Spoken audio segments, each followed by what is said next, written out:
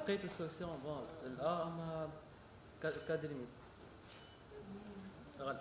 ايوه بالضبط هي قلت حليتهم بروبليم. ايوه ما شاء الله ما شاء الله. كده اوكي اللي فات 3 صفار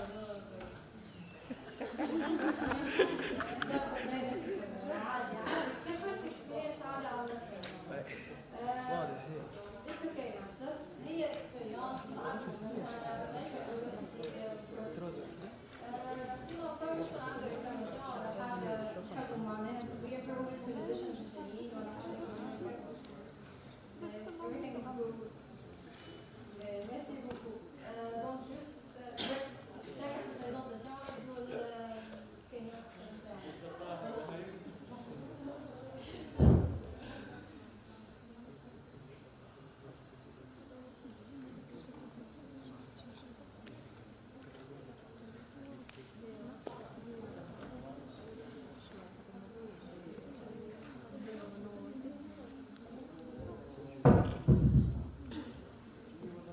مساء الخير، مرحبا بكم. Anyone who doesn't speak Arabic here? كنت وين طيب مرحبا بكم. Okay. So, good morning everyone. Welcome to our keynote entitled Explore the Tunisian CS SYP Community and the Available Opportunities. So I'm Mohamed Ali Zermati. I'm currently volunteering at the level of the section as Volunteer Tools Coordinator and also as the IEEE section and Orange Digital Center Partnership Coordinator. I'm also serving at the level of IEEE Region 8, Europe, Middle East and Africa, as Student Branch Chapter Coordinator and member of the IEEE Region 8 SAC in the Adler Committee of Training and Leadership Support. And since August, I'm also serving as chair of the Intersection Relationship Committee of the IEEE Africa Council. So today we will discuss some facts about the Tunisian CS, Computer Society, Student and Professional community, but also speak about the available opportunities, especially from the available programs at the level of Region 8. So, anyone who is a young professional here, could you raise your hands? Only one. So we will mainly focus on opportunities that are available for students. So the opportunities that are offered by Region 8 SAC. Some of these opportunities are also intended to enhance the collaboration between student units and also young professionals. So there are also some areas of collaboration that we encourage at the level of Region 8.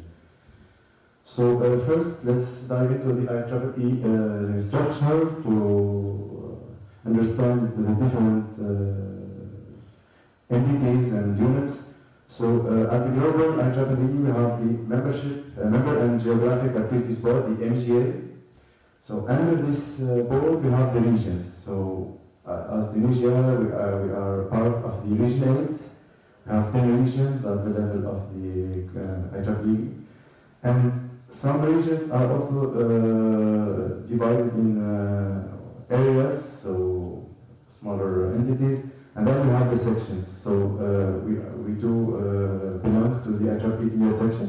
And under the section, we have what we call the section chapters and the section affinity groups, like the Computer Society Tunisia section chapter. And we also have under the section the student branches, the student branch chapters, the student branch affinity groups. We also have what we call subsections, which are smaller units inside section. And we also have the councils, like the Internet of Things Council. So, or the Future Networks Council. So as you see, the student branch chapters are directly under the student branch, which is under the section. So we don't have really a structural link between the section chapters and student branch chapters. So it's all about collaboration, not about a parent unit between these two entities. And both chapters and student branch chapters do belong to the IEEE societies and technical councils, who are under the divisions and the technical activities board at the level of the hierarchy group. So also for the affinity groups and the student branch affinity groups, it's the same, and they do have the same department committees like Women in Engineering, YPs, LMC, and Consultant Network. So an LMC is Life Member Committee. So at the level of regionate, we do also have coordination committee. It's not really a chapter at the level of regionate, it's more like coordination entity chaired by Islam Halim, actually, and we do have 4 portfolio officers and representatives. Usama Fitouri, who is also chairing the Tunisia Computer Society chapter. So he's actually serving as part of the IEEE Computer Society Region 8 ASEAN Professional Representative. We also have 2 portfolios, one held by Sneha, which is climate and sustainability, the other by Ruhi, which is diversity, equity and inclusion. And we also have the Student Activities Committee Coordinator Chair, Aishra Al-Hakam. So these are also people that are here to assist you as part of your activities at the level of your student chapters or your section chapters for the Computer Society. So some statistics about the Tunisian CS chapter. So it was founded in 2009. So one is oldest chapters of the Tunisia section, and it has more than 2,000 members by recent statistics. So actually, for the 2023-2024 term, this is the actually serving executive board. It is chaired by Usama Fitouri. Farid Said is acting as vice chair, while Tarek Rukil is serving as secretary general and Ahmed Aksham as treasurer. So now let's get into I think the most interesting part of this presentation. It is about what are the opportunities available for the Computer Society community, the Student and Professional Computer Society community in Tunisia, and for that purpose we need to look about the available opportunities. We can divide them in 2 main categories: the opportunities available from our parent unit Region 8 and mainly from Region 8 SAC. We do have many opportunities like funding programs, but also awards and recognition for the student branch chapters, and also the opportunities that are available and offered by the respective societies, and for the case of CS, it's the Computer Society. So regarding Region 8, before going into the available opportunities, let's get an idea about how it is structured. So under the Student Activities Committee, we have 4 members. We also have the Regional Student Representative and the Training and Leadership Support Other Committee, the one to which I belong. And under this committee, we do handle the coordination of the student branches and student branch chapters. So also this committee is responsible for the programs that offer funding to encourage programs in student units in Region 8. So we do have 3 main funding programs: the sectional student branch officer meeting program. I didn't mention it here because it is dedicated for sections. And one of the most frequent issues we do have when judging the proposals that are submitted is that student branches or its subunits submit their proposal to the sectional program. So it automatically got rejected. So beware of that. The sectional student branch officer meeting program is only dedicated for sections, and we only accept applications from the section.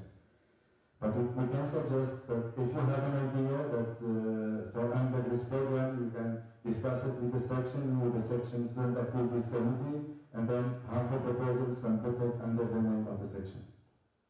The other 2 programs are dedicated for student branches, and the SRP networking activity is also dedicated for the section, so both entities can apply for it. So the SRP networking activities program gives up to $500 US fund per submission to organize organize the Student Transition and Elevation Partnership event. So it's that event which fosters collaboration between students and young professionals. And as CS Student Branch Chapter, it is interesting to apply to such a program to foster networking between the YP members of the CS community in Tunisia and also the student community.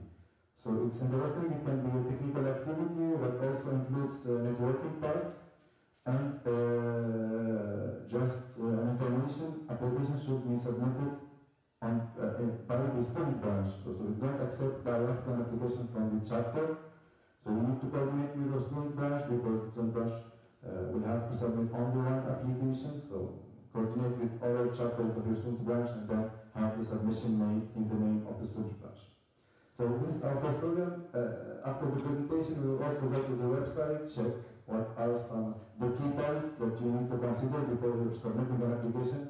Because the objective today, the objective of this presentation is to avoid some common errors and have best practices to be able to get this funding from Region 8 and other entities. So now speaking about the collaborative, the Student Initiatives Booster Program, this program is only dedicated for student branches. It is to foster collaboration between student branches. It also applies to foster collaboration between student branch chapters. As I said, for the first program, application should be made by the student branch, but the activity can be related to computer society student branch chapter. Funding can reach up to $1,800 US. We will see the evaluation grid that will give you and that will let you estimate the amount of money you can get, and it's to foster collaboration between different units in the same section, but also in different sections.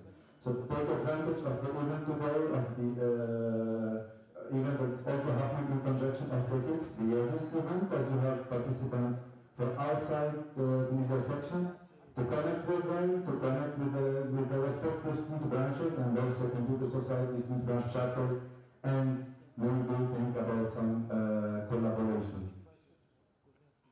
So we will go next after the presentation to the Region 8 website, the Region 8 SAC website. So you can take photo of the link, then you can look to the detailed program description later. Done? So we also we have funding programs, we encourage activities, but we also do recognize our volunteer efforts at the level of Region 8 and beyond. So at the level of Region 8, and particularly for Student Branch Chapter, we have this award, which I encourage you as CS chapters to apply for. So it's the IEEE Region 8 Student Branch Chapter of the Year Award. We have 3 categories for this award, which is the small, for chapters who have under 25 members, medium, where membership is between 25 and 60, and large, which is more than 60 members in the chapter. So the price is certificate from IEEE Region 8. And I do encourage you to valorize your efforts during the term and apply yearly for this award. Now, speaking about some available opportunities from the computer society, but I will mainly focus on 2 of them. So you have also some awards that are offered by the society to recognize special efforts in technical field, education, student awards that are dedicated for student branch chapter, scholarships that I encourage you also as members of the computer society to apply for. It's quite interesting, and for service, special service for the computer society. We also have on the website, and I encourage you to always go to the website, it's computer.org. So you will have the latest news, you will also have the open volunteering positions calls, resources for volunteers, careers that are also open, membership benefits, distinguished lecturer, it's called the DVP, it's a distinguished visitor program for the computer society.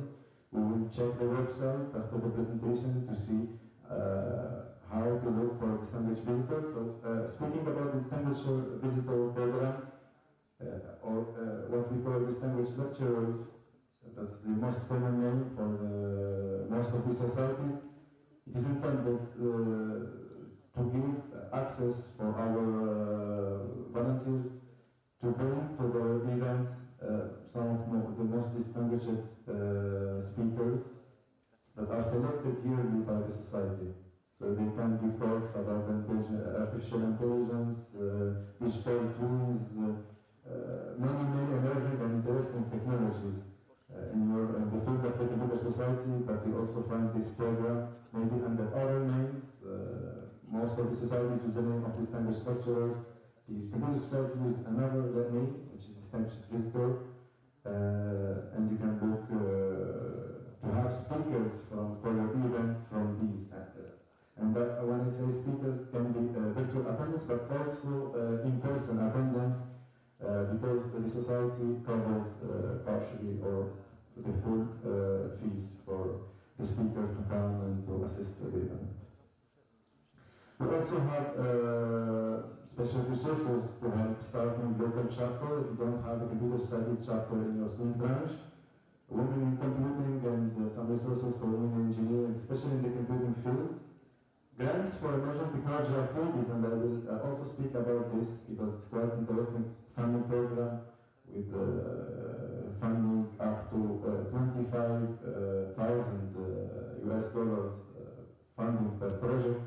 The grant is given by the Computer Society and many more opportunities. So let's go directly to the first to the Region 8 SAT website, so you can check the description of the two programs that I presented. The first one is the SYP Networking Activities Program. So it aims to enhance the collaboration between student branches and local YP affinity groups. But as I said, it can be done for a specific activity proposed by the Computer Society Student Branch Chapter. So here we have the description of the program. Please check when applying or when preparing a proposal that you are responding to all these criteria. Because, and especially for these rules, and especially for having all the required endorsements. So for this program, we should have two endorsements. One from your student branch counselor. It is mandatory to have it. And also a support, an endorsement from the YP affinity group, the division YP affinity group.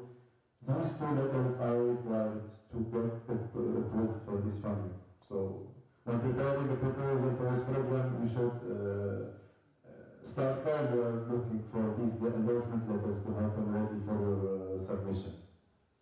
So first, one of the first steps, one of the first things and first criteria we do check when reviewing the applications is to check if the people have submitted the endorsement or not, because it's really one of the important criteria. So then you will have a guidebook that will help you prepare your application. You have here also the information that should be contained by the submission, so try to respect it. It's up to 8 pages submission without endorsement letter, and funding is up to 500 US dollars. So that's regarding this program. So last call has closed, and we have reviewed the responses and also informed the accepted and rejected people of the results, but expect the new calls that will be happening very soon. That's for the SYP networking activity. Regarding the Collaborative Student Initiatives Booster Program, you also have in the website the rules, and here you will have at least 2 applicants, because it's all about collaboration. So at least 2 student branches from same section or different sections. So it's collaborative, it can't be done by only 1 unit. So we'll have the endorsements for the student branches. From each student branch, we'll have the endorsement of the respective counselor. So you will also have different tracks in this program. So we have the section student initiatives track that is dedicated for sections. It's not dedicated for student branch. or student branch chapters. We have the student branch initiative track that is dedicated for student branch chapters. We have the student branch technical chapters that is for student branch technical chapters, and this is what really matters for the CS student branch chapters. So we have this track. We also have student branch women engineering initiative track and the new engineering track. So as I said earlier, please try to respect all these mentioned submission guidelines, because it's an easy program to apply for, but if you don't respect the rules, don't expect to get the funding. If you do respect them, it's easy to get the funding. It's really an interesting funding to organize an event and to foster collaboration and to foster networking also with wide integrals. So we have the website for these hacks, so I encourage you to visit later after the workshop and check the programs, maybe plan to have a submission in next year, because the call for, I think it's last call for 2024, but we'll have a call for beginning of 2025. So that's regarding Grenade SAC. So finally, let's check some two of the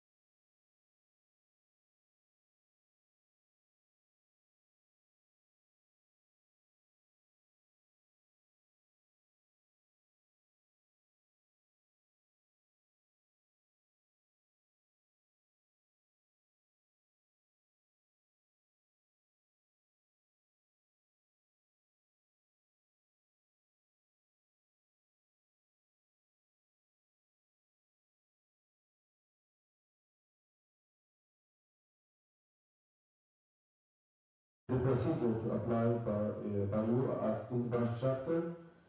So it is recommended that the application should be made as early as possible and no later than 6 weeks prior to the scheduled visit.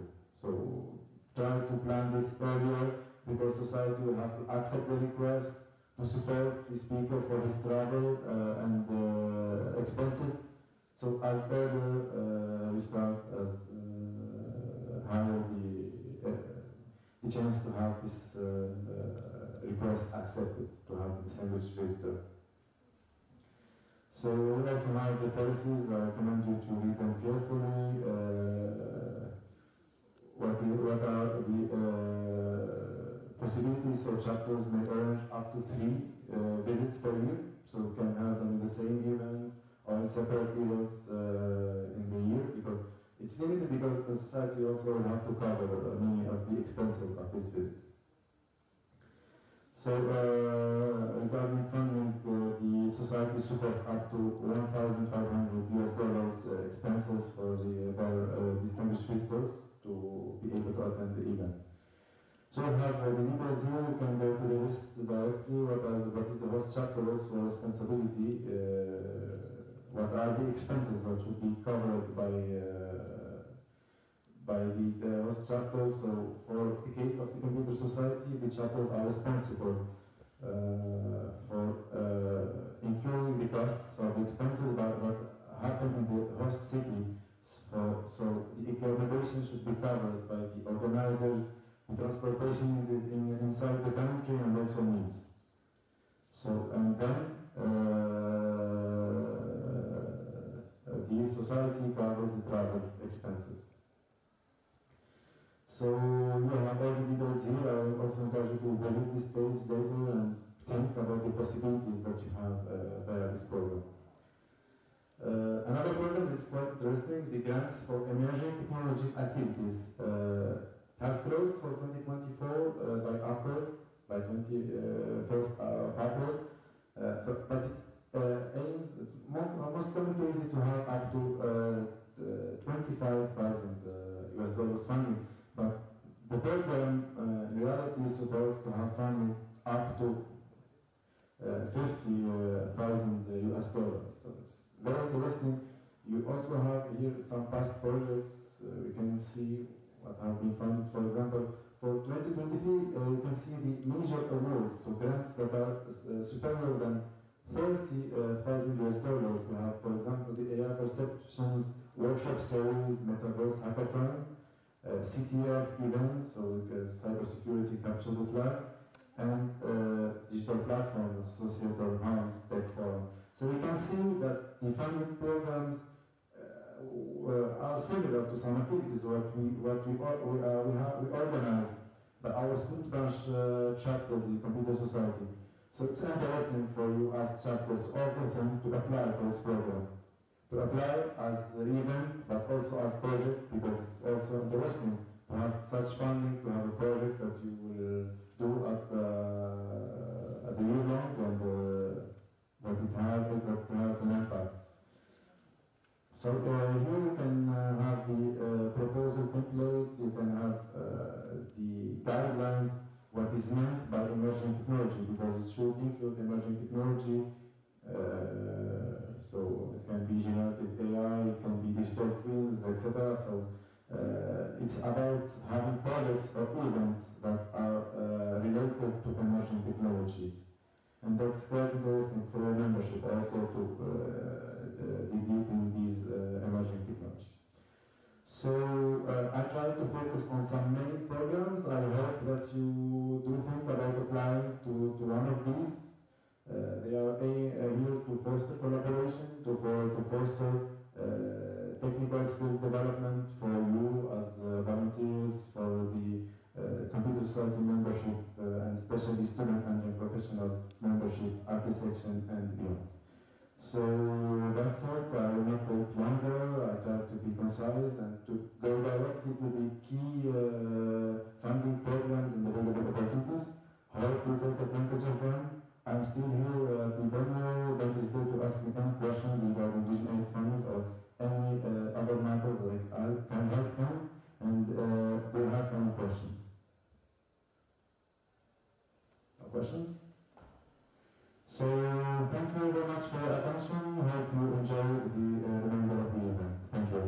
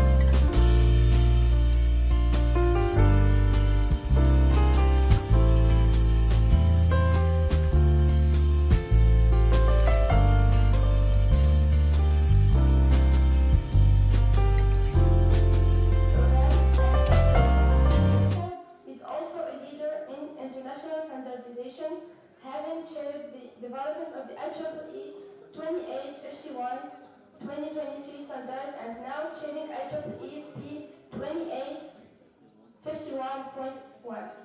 For her leadership, she was awarded for the IEEE SA Standard Medallion in 2023 and the IEEE Computer Society Golden Core Award in 2022.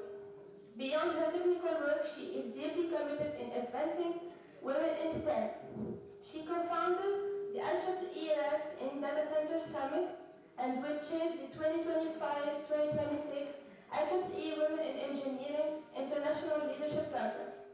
Recognized as a distinguished alumna of VGTI, her alma mater, Ms. Jessica is also an appointed industrial expert on the Board of Studies there. It is truly an honor to have you with us today.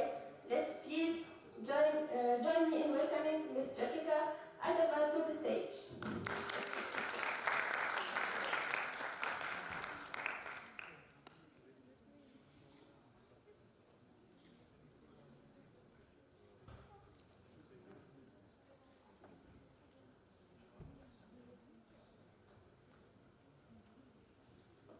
Thank you so much for having me. Thanks for joining, and it's a great honor to be here today with all of you in Tunisia. I've been looking forward to this visit and to meeting all of you, and thanks to my good friend Ramla for inviting me. Welcome, and I know you all are tired from the competition, but I wanted to congratulate all of you students for participating over the past several days, and I know many of you are awake and have been up since the last couple of nights. So please stay safe. Don't drive today if you are, if you're planning to go back right after this. Please take a cab and be safe. I just wanted to say that before I start the presentation. What I'm going to cover today is an overview of the Computer Society. Many of you are familiar. I hope many of you are members of the Computer Society already. But I'll just share a little bit about my journey, my path, and then what we have as in terms of opportunities in the Computer Society for volunteers like you, for students, for young professionals. And what is the different program boards, what are the different activities that you can participate in as a volunteer. So we're just going to cover some of those slides today with all of you. So if we move on to the next one. So here's, if you go to the Computer Society website, you will find information about how you can participate as a volunteer.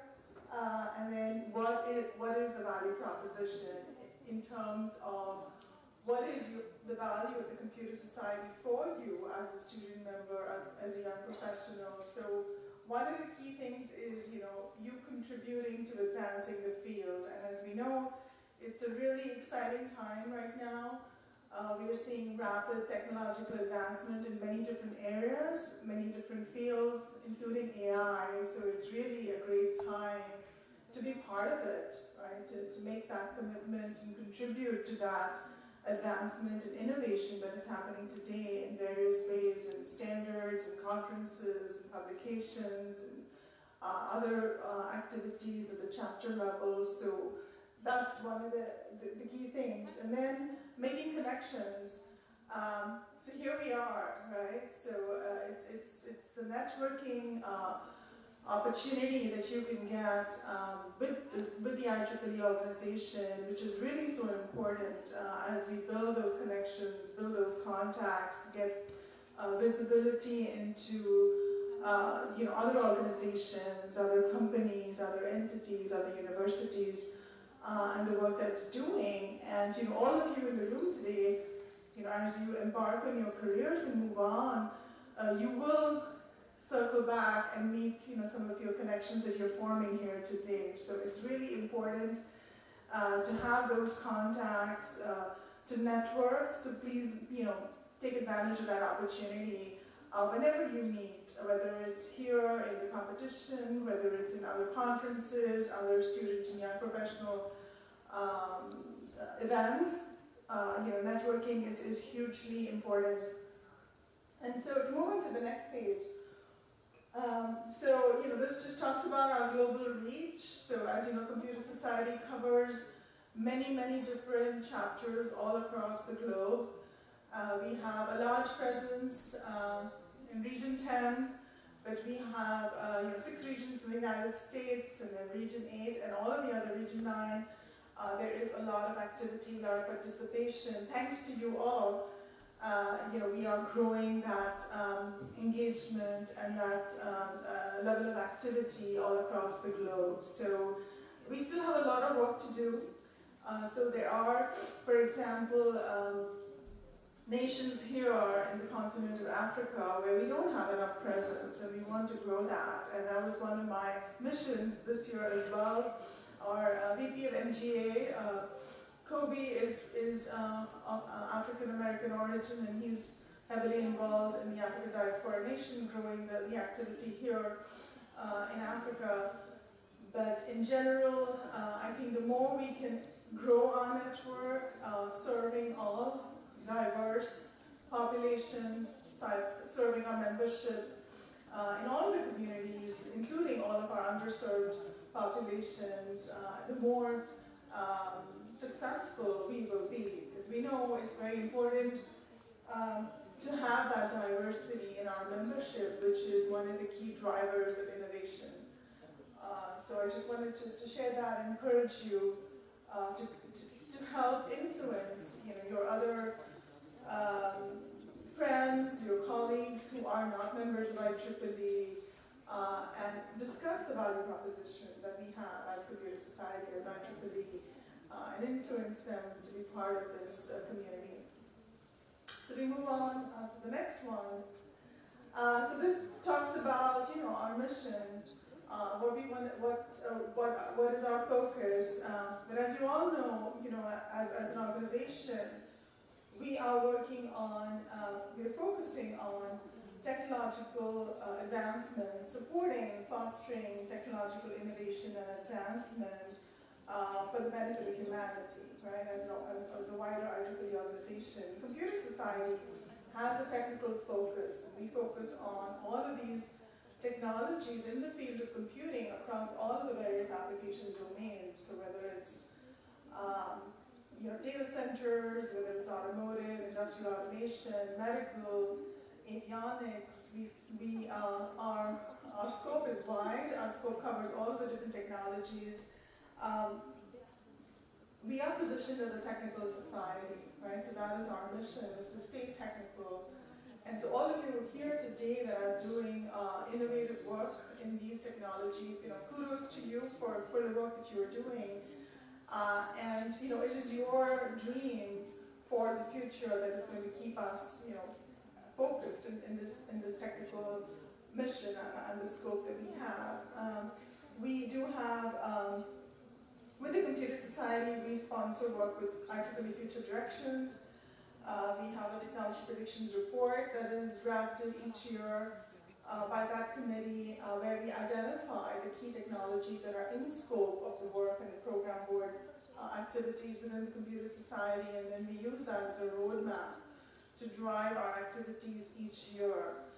So just wanted to mention, we do like to have fun as students, so we do like to engage and network, but our key mission is to focus on technical innovation, and that's what, we are doing with all of the activities in the society. So here's some of the key focus areas as described in the Computer Society strategic plan. Of course, a lot of focus on students and young professionals, not just at the Computer Society level, but also at the IEEE level, very committed to growing our student and young professional membership, and understanding, what is the value proposition for you? How can IEEE help? How can the Computer Society help you as you start, your career and as you work to navigate your career? So that's one of the key missions. Focusing on D&I is very important to us. And we talk about diversity, it's all kinds of diversity of in gender, age, culture, geographies, kinds of engineering disciplines.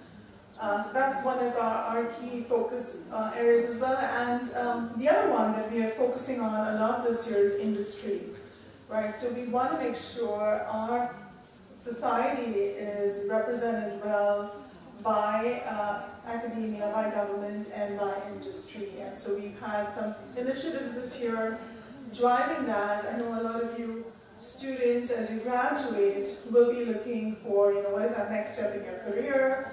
What is the company you'd like to join, or whether it's academia where you'd like to start your career. But today there are so many challenges from a technology standpoint that the world is facing. And in order to solve those challenges, it's very important that we come together as a community, bring together and bridge that gap between government, academia, and industry. And so given our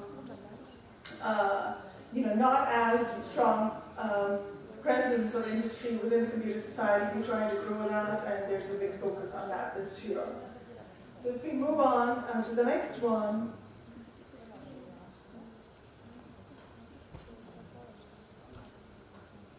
All right, so technical communities. So the Computer Society has several different technical communities, as you can see here, listed in various different areas, various disciplines. And these are like the focal points to drive the technical activities within the society. So, you can join any one of these technical communities, be a part of them.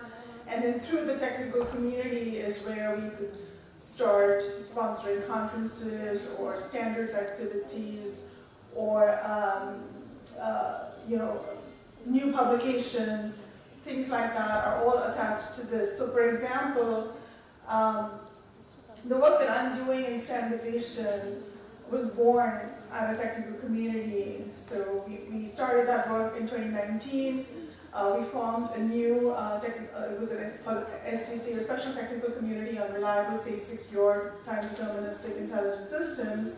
And then that STC became the sponsor of the standardization initiative that I started. So similarly, the technical communities can be the focal point for sponsoring any new activities and new and other initiatives in a technology that you are passionate about.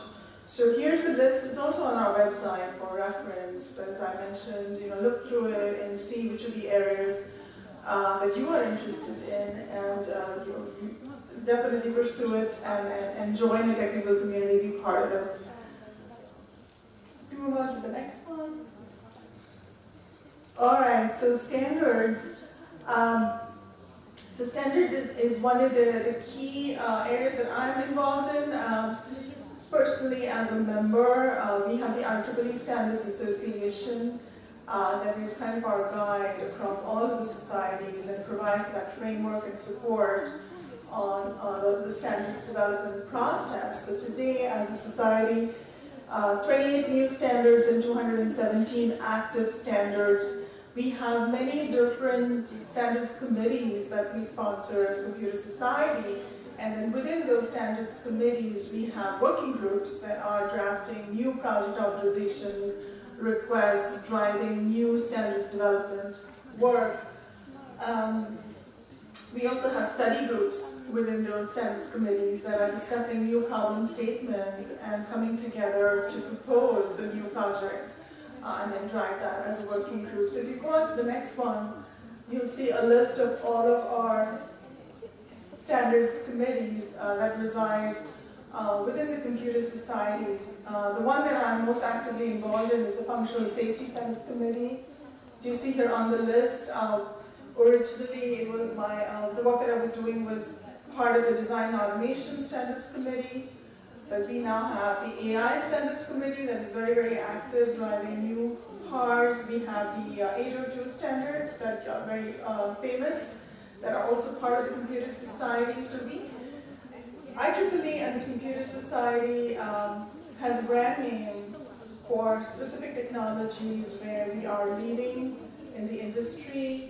There are certain other technologies like functional safety where we have a supporting role, we're not a governing standard, but we provide the interoperability between work that is happening in other SDOs. We have close liaisons and partnerships, for example, with ISO, with IEEE, with SAE, with JEDEC. And we work closely with those SDOs to work together, some joint development work, some work that is synergistic where we co-reference each other's drafts and standards. So a lot of work happening in the computer society in partnership, also with other societies within IEEE, like the Reliability Society that we partner with for some of the standards development activities as well. So next, okay, I think we can skip that one, move to the next one. Okay, so then we'll talk about conferences. So conferences is one of the biggest sources of revenue in the computer society. It's the biggest focus area. We have over 189 conferences each year. And then if we keep going. So we are, each of our conferences is tied to a specific TC or technical community. We are growing that. For example, this year, as was mentioned earlier, we started a new conference. It's the IEEE RAS conference on reliability, availability, serviceability. We had the part one of that, the RAS and data centers, in June in San Jose, and we'll be doing part two, which would be RAS and automotive, in Turin, Italy, in December, and so that will form a new conference on an ongoing basis, which will be the IEEE RAS conference starting next year. But there are new conferences that we continue to initiate for new technologies. We also work closely, again here, with other organizations. For example, for the RAS conference, we work with the Open Compute Project, or OCP, in collaboration for topics that are synergistic and where other organizations are also working on the same challenge, so kind of partnering with them. But conferences are also a great way for any member, whether you're in industry, academia, to network, to grow your contacts, to find links and opportunities in other areas or with other companies or other universities. So it's a great way to engage and build your connections. So we keep going. So here's just some of the activities that we are doing this year in 2024. I mentioned the RAS conference. I mentioned the technology predictions. We also had another new event that we inaugurated this year, which was the IEEE Sustain Tech leadership event that was just last week in San Diego. On another important topic, which is sustainability, and that you're all familiar with, given the event that we are at here today. And then a list of all of the other activities that we are doing here. So just wanted to share this with you for reference. We move on to the next one. So here's a little bit more about the RAS and Data Center Summit. As I mentioned, this will evolve into a full technical conference starting next year under the TTTC, which is the Test Technology Technical Community. And we'll have papers, publications, multiple tracks for the different application domains. And then we keep going. Okay, so we had another one of the big things we did this June with help from Eric and team was we organized this IEEE Global Chapter Summit in San Jose. And so this was inspired by the very first Global Chapter Summit in 2019, which was in Bologna, Italy, where we had representatives from some of the highest performing chapters across the globe come together, participate in this face-to-face, and discuss the activities that they were driving at the individual chapters, discussing how to collaborate, exchange ideas, cross-pollinate information, And then we had a pandemic, and so during the pandemic, these face-to-faces kind of went into hibernation, and so we're trying to revive that. So this year we had our second ever IEEE Computer Society Global Chapter Summit in San Jose. It was really successful, well attended. We had great participation from across the globe, and again, thanks to Eric and team. Kudos for all of the work that went into organizing that event. But again, one of the great examples of the power of collaboration and connection that comes out of these face-to-face engagement activities. So we move on to the next one. Here's more information on the Sustain Tech event that we inaugurated this year in collaboration with 3 other societies. Came together talking about this very important topic on sustainability, and it was really well attended as well. A lot of industry leaders were there and participated and spoke as keynoters, as panelists. So this is another key initiative for this year. And then the next one. So the Technology Predictions Report, I wanted to say a little bit about this. So this year was the first year where I participated in this activity. So having that close visibility into it, I realized how important this work is. It was led by Dehan, who is one of the former presidents of the Computer Society, who is now part of the IEEE Future Directions Committee. But each year, this committee comes together and invites authors from all who are experts in their field, from all disciplines, from across the globe, representing various companies, universities, and government. They come together and they put together this report which has a ranking of the various technologies that are key in terms of achieving technological success in a given year, so in terms of the technology maturity, but also in terms of the technologies that will have the greatest impact to humanity in a given year. And then those results are summarized in this report, and then at the end of the year, the team comes again together and grades it to see whether the predictions that were made at the beginning of the year in January correlate well with what is seen at the end of the year, so kind of doing that grading. And that's where we are right now, just starting off that grading process for 2024.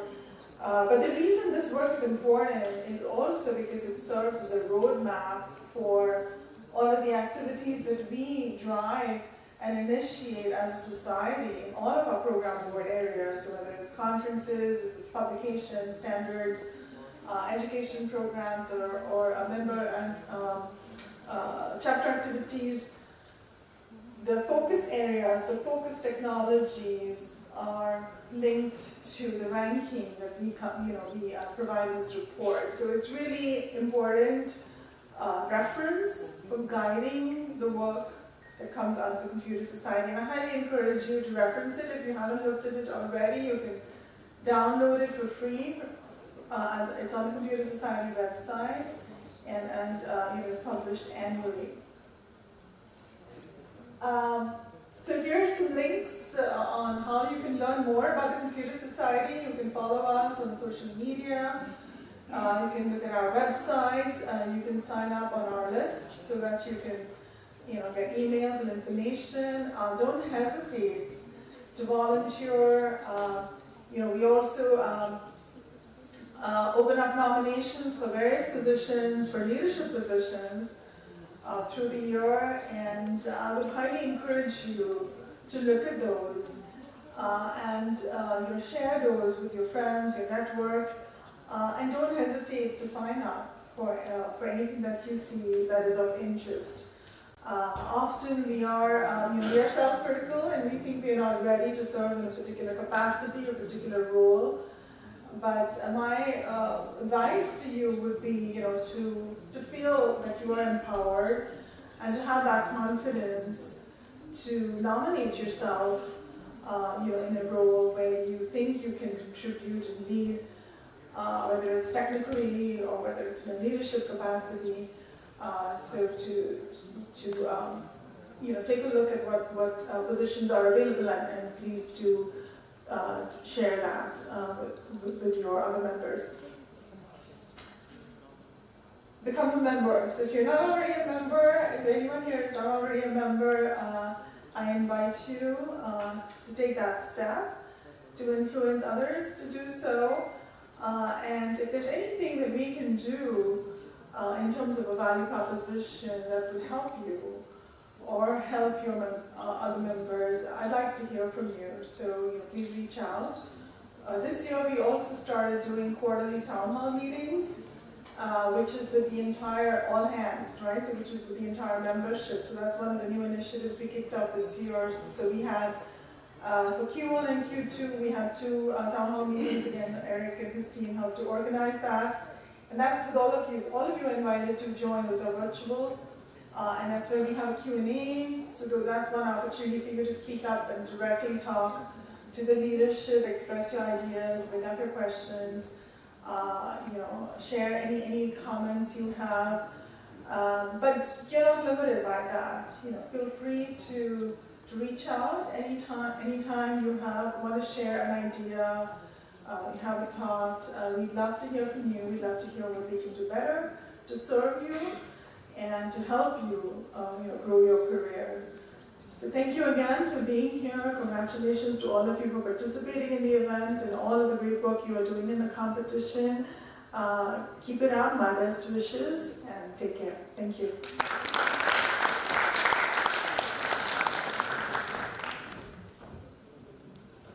Thank you, Ms. Jessica. So does anyone have any question?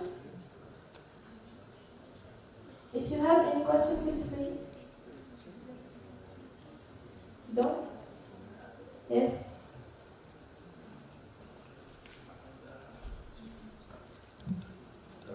Thank you for the presentation. So I want to ask, what you go on conferences like probably every other week. So I want to know what is the most remarkable event you went to this year, the most remarkable conference you went to, and what is the common point between like what makes a great conference? What is like every great conference you went to? What is the remarkable point that you noticed in all these conferences? Okay. Thanks a lot. That's a great question.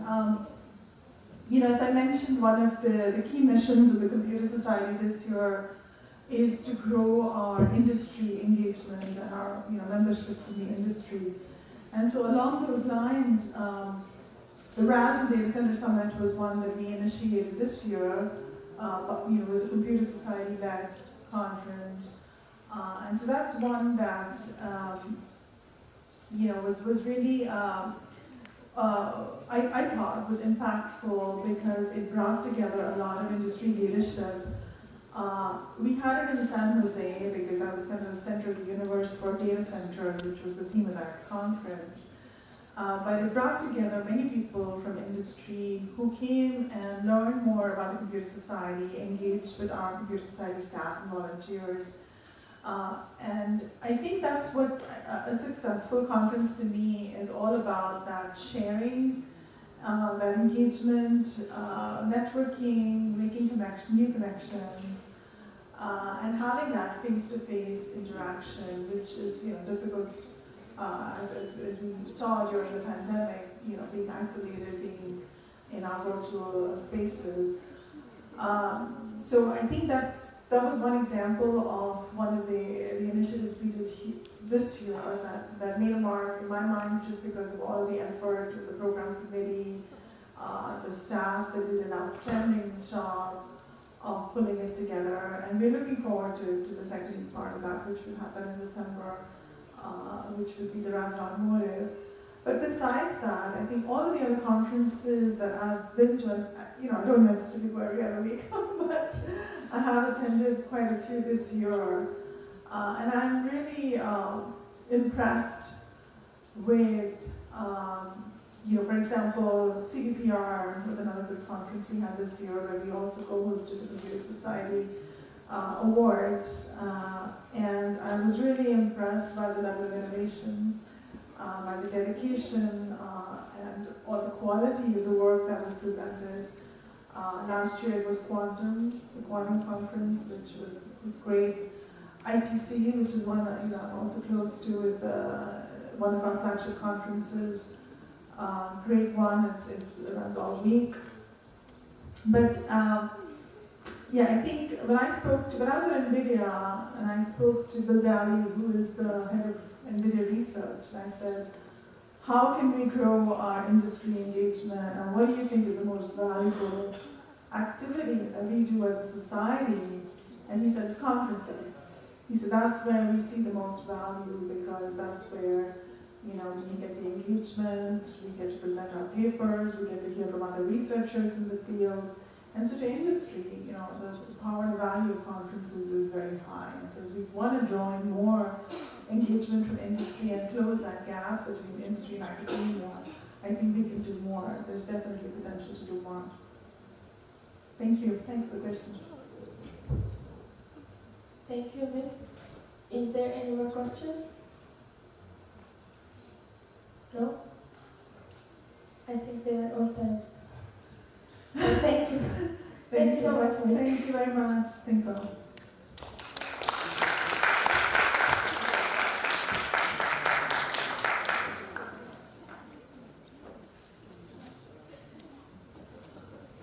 Just one announcement. TEDx organizing committee, can you come here to take a picture with Ms. Jyotika? Yeah, thank you.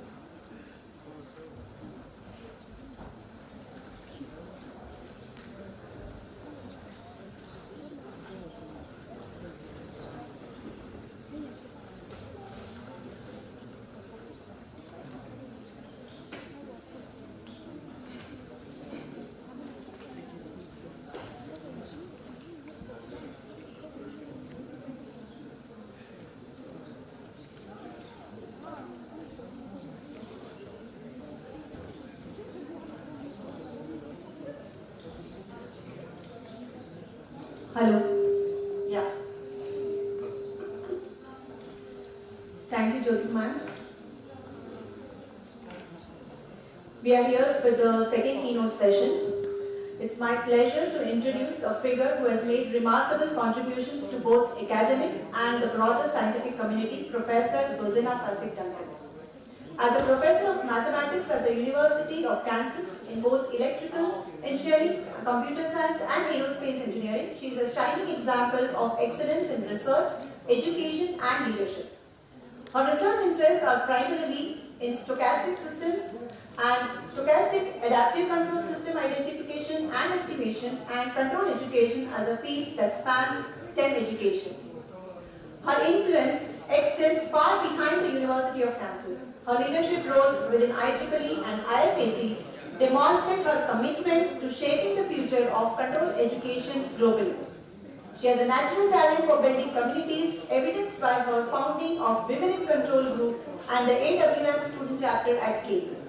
She is honored with numerous awards, and she is a fellow member of IEEE, IFAC and Association for Women in Mathematics, including the IEEE 3rd Millennium Medal and induction into KU Women's Hall of Fame. She currently serves on the SMA Academic Program Advisory Board. She is a founder and faculty advisor to AWM Student Chapter at KU, founder and co-coordinator of Outreach Program and faculty advisor for NSF GK12 program at KU. Yet, it's her kindness, humility and tireless advocacy that leave a lasting impression on those who have the privilege of working with her. Thank you, ma'am, for your presence here. The audience is eager to hear from you. The floor is yours. Please welcome. Please welcome.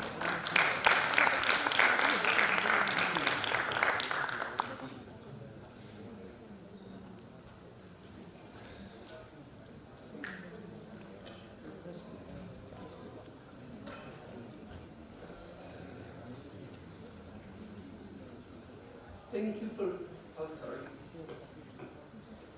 it works. Yeah, can you hear me well? I always ask that kind of question. Anyway, thank you so much and thank you for this lovely introduction. I'm here to speak about, on invitation, about one of societies. And you just heard about computer society, the largest society among 39 technical societies of IEEE. And by the way, I am a member of 10 of them. Why? Because I love simply interdisciplinary research. Through my talk, you can of course go with that. Yeah, you can stop for a moment.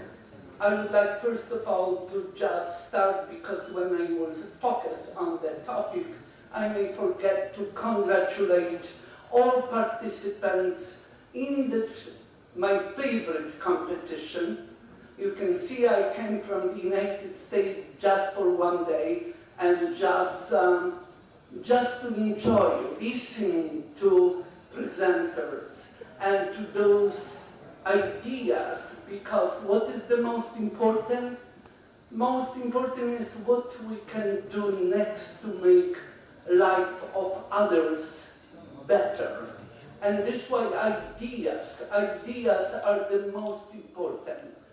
I always remember my mother's words.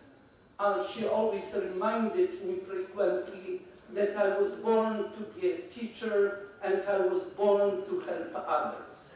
And what I will present today is a piece of my volunteer work, but I've been volunteer probably from early elementary school. How you can be volunteer in elementary school? You always think about being volunteer in society, in organization, but my approach is build community. Do something that you can help other people, just whatever is needed. Look, this accent is not Kansas accent. Even after 40 years of teaching at the University of Kansas, I never tried to change my accent. And when students ask, oh, what did you say? So I always told them, learn Polish. I am from Poland, learn Polish. And by the way, I teach always a little bit Polish, and students always say that mathematics with her is not as difficult as that Polish. But I give them on the exam, I give them problem to formulate it in Polish, and if they can solve, because mathematics, you can read mathematics, if you are good at mathematics, you can read mathematics in every language. And I have both Chinese book with all inequalities. I don't need the text. I can see inequality, I know what should be in the text. The same is in general with mathematics. Anyway, this is how you take care of when you move to different community. And when I moved to the United States, I didn't have a clue about American education. So what I do? What do you do? I had all degrees, including the highest from Poland. What you can do? I volunteer at elementary school to be a teacher at 3rd grade or 4th grade, probability and algebra, because my passion is probability.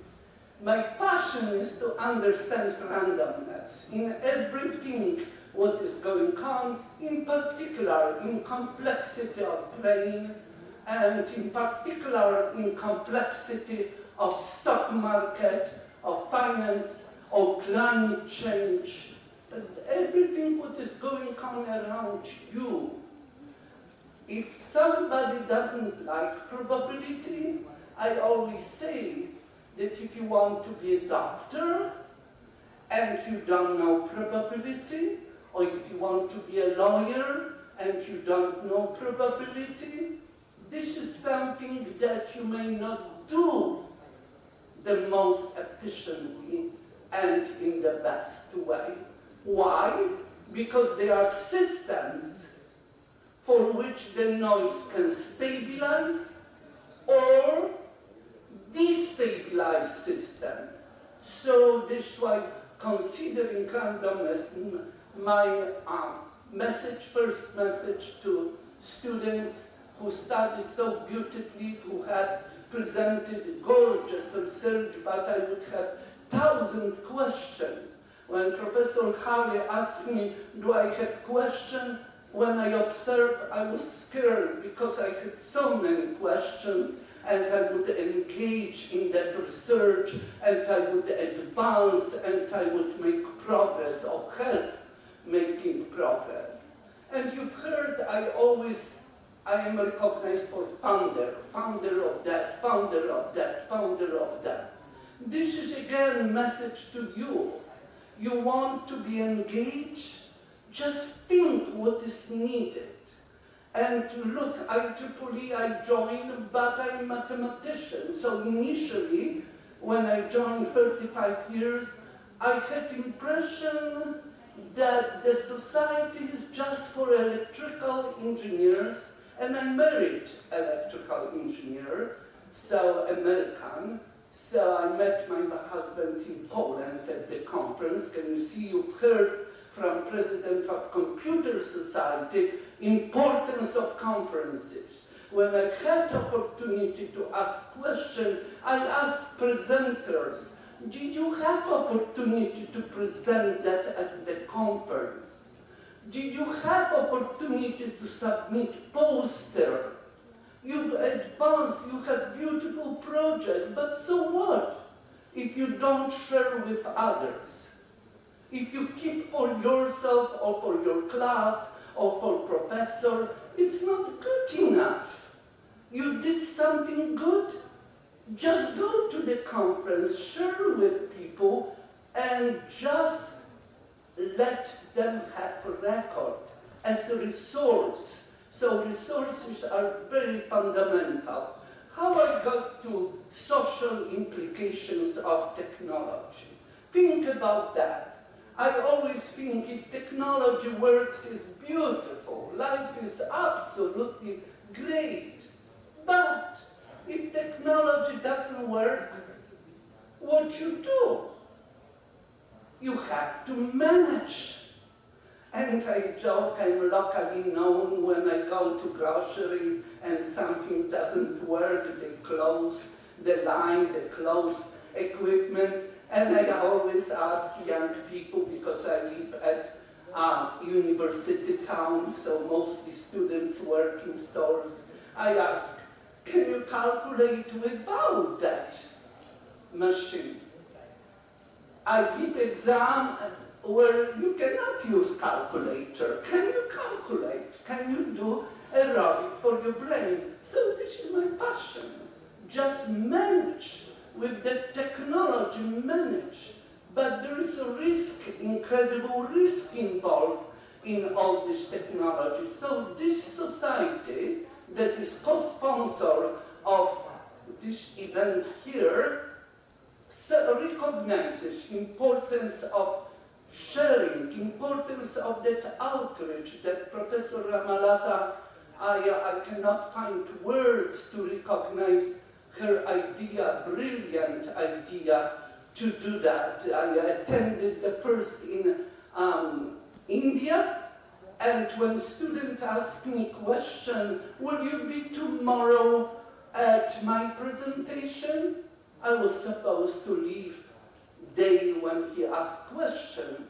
So tomorrow I was supposed to be on the way back to the United States. But that question, will you attend my presentation, is meaningful. I will never say no, so I change ticket, I change flight, and I stay for that gorgeous presentation that I could really repeat today. What I heard from that group of students, that was about vision, that was about water problems that India faced tremendously, and this is what is my passion about. So you can see why I am interested as probabilist, that the risk involved in technology is absolutely passion. Data, I've heard from you, I've heard from professor, from listed technical committees. Data these days, data. I remember advice given by Vice President of Google, who is our past graduate from our university. He was Vice President for Engineering at Google. When he visited my class, he gave one advice. If you have only one course to take at university, only one, it should be mathematical statistics. Classes in probability and mathematical statistics at my university in the United States are absolutely overcrowded. Waiting list of students who want to get. Why? You will say you have software, you have machine learning, magical tool that will take care of that. But no, you need to know how to collect properly data, how you collect data, how you analyze, how you deal with outliers in your data, how you will, I could speak forever and give you a class on mathematical statistics. Anyway, but dealing with real data, with large data, validate your model by real data, contact local hospital. I've heard so much about health from Egypt, from students. So contact local hospital, contact doctors, ask them for access to data, and validate your models and problems with real data, not simulated. Simulated is for different purpose, but with real data. Or experimental, you have small number, but with real data. Please, next. And as you can see, that access to internet, access to technology, that artificial intelligence now is absolutely sometimes messing up tremendously. I believe that I was a victim of artificial intelligence impact in my iPhone in Sevilla, Spain, just 1 month ago, when I took Uber using American app. And this could be interesting, a great project that I would involve students to really invest. So, but how many, and there are still places where you cannot get access to internet, and then life is miserable, but did you think how many people around the world still don't have access to internet? I'm wondering whether you have an idea. My collaborator, Tambin Hamidou, joined me, and he's originally from Senegal. He focuses on all countries in Africa. His data is amazing. He got now an accepted professor of artificial intelligence in Canada, and so on. I have another presentation like that with him. But he reported 700 million people around the world still that they don't have access. So for us, for all of us, what is the biggest challenge? Of course, reach out to those people. Do something, help them. I organize in Cape Town, I organized a workshop, but I invited people from outside of Cape Town. Brilliant students came, 130 students came for workshop. And I asked them simple question, how many of you have a laptop, a computer, whatever? And answer, usually I am prepared for all kinds of answers, but the answer, 1 out of 130, surprised me at that time. But on the other hand, when I learn more about culture, about education, about that, then I was more knowledgeable. I know why I like traveling all around because of culture. And here you have the technical communities you've heard from Computer Society. Computer Society, by the way, is the largest society, and the founder society in IEEE. SSIT, that society that I talk now, is one of the smallest societies. But can you see, when I ask for support for this event, they recognize, and even a small, immediately, of course it's important.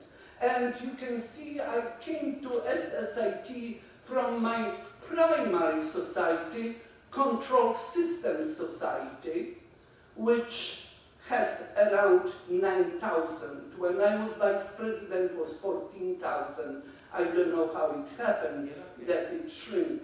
But the reason why I bring it to your attention, because I still have a lot of things to do in Control Systems Society, and Control Systems Society delegated me to SSIT. Do something, help SSIT. And here you have beautiful article about our event, not this year, but last year, in Control Systems Society. So this is another society that I can easily say, please support that. And this is the way. Can you observe? Educating. Educate other communities, educate societies. At my university of 30,000 students, I swear that if you will stop a faculty or somebody, what is IEEE? What is control? What is the International Federation of Automatic Control? Almost everyone will answer question. You educate. So you help people to know what you are doing. And this is what I refer to presenters. Carry on that research and share with other larger communities. So control system society taught me this task, do something as SSIT. So I've been over 10 years and I love that universal access to technology, so I offer. I can do something, I can help, because when I was teenager, I used to go for vacation to village, and I taught mathematics to all children from surrounding villages on the grass, on the green grass. There's a beautiful song about the green grass by Tom Johnson. When I mention green grass, I always have that sound music in. So on the grass, without any technology, without any notebook, without any blackboard, how you can teach mathematics, how you can inspire, how you can formulate problems, just like you do at this competition. You formulate problem, you're curious. So please let's go. And you will have a lot of, you can visit SSIT and you can visit just that technical committee on universal access of technology, and you can just, mission is obvious, exactly what I said, reach out, so outreach programs, workshops, panels, conferences, papers, writing papers. Our last paper has 13 collaborators. This is the first time when I have 13 collaborators. And it was about central role of that universal access to technology. And different people represented different groups, different organizations. They share how. So when I would have more time, I would ask you how you feel, how you would like to help with reaching out to all and do something about universal access of technology. You can see, you can read all this, but you can also formulate by yourself. So let us go further, because those are like, I'm pretty sure I would add to the list of tasks, and I would add your ideas. And maybe next page, and next page you can see that I want you to go to questions. So that the questions came from contributors of panel discussion, and you can see if you read those questions, you will think about universal access to technology as simple as just, today I face challenge. My laptop for some reason does not want to be charged, just refuses. And then you think, what can be cause of that? Is it the problem with battery of my laptop? Is it the problem with, my charger? With connection? Can you see so many questions? What can cause that kind of negative impact? And I am far from my workplace. I am far from computer. I rely on that laptop and I cannot use it. So of course it affects me very much, and it affects my community. But on the average I get 100 messages per day. So maybe next. So you can see all these questions, and I'm pretty sure I have to watch the time, because for you is the time for lunch, and I'm taking that time. But observe, it was in introduction, it was what is my passion? Stochastic adaptive control. How you can think about that? Stochastic, everything when you have noise, when you have that kind of disturbance, when you have measurements. I wanted to ask, because so many of you presented experiments, And I wanted to ask you, did you consider error of your measurements in your analysis, in your modeling? Did you consider, this is what I call noise in the system. So I need to always consider that error of measurements at your experimental stuff. So that kind of thing, and think about even medical applications. You know, when I go even to the doctor, they take blood pressure. And I say, please take blood pressure in 5 minutes. So doctor says, why? I say, because this is randomness. You pick up, when I go to the court for speeding, I got ticket for speeding in this town. When judge asked me, is it true that you drive with the speed 45 miles in the zone of 35? My answer is, Your Honor, I drive with that kind of speed with probability 0. But he says, can you be more precise? Of course not.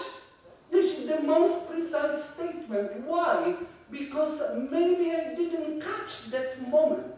The same is with the blood test. Based on one measurement, you cannot make a really major and very important decision. So everything, I would give so many examples of that. Let us, and I will finish because I'm pretty sure you want to have lunch. And I would like to say thank you, but you can see I do at the same time interdisciplinary research. That what I said, stochastic adaptive control is stochastic. You can replace random. And adaptive, like in real life. I adapt to everything what I have to. You adapt. What is important in adaptation, that you follow information in real time. And then you adapt. So I cannot be best teacher if I don't know system. If I would start teaching you, I would have to know a lot about each of you. And then control, you can replace control by strategy, adaptive strategy, optimal strategy, and you can replace control by the word optimization.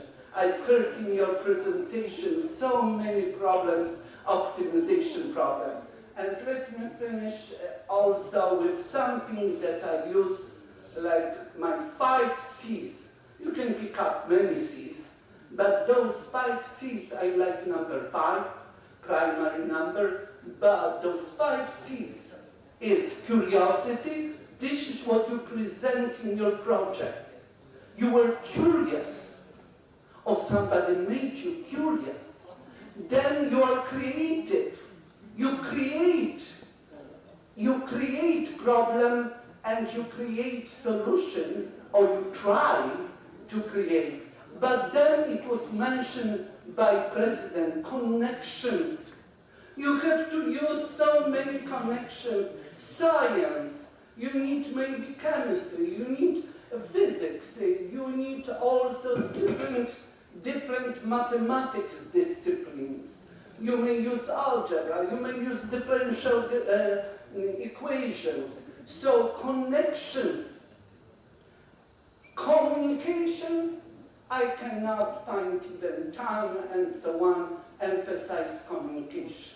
Communication, communication, communication. Why? I mentioned so many times doctors or medical or finance or whatever. You need to go and talk. Talk about your problem in such a way that they will understand what you are saying. They won't be annoyed that they don't know. That's why communication in your presentation was critical for me.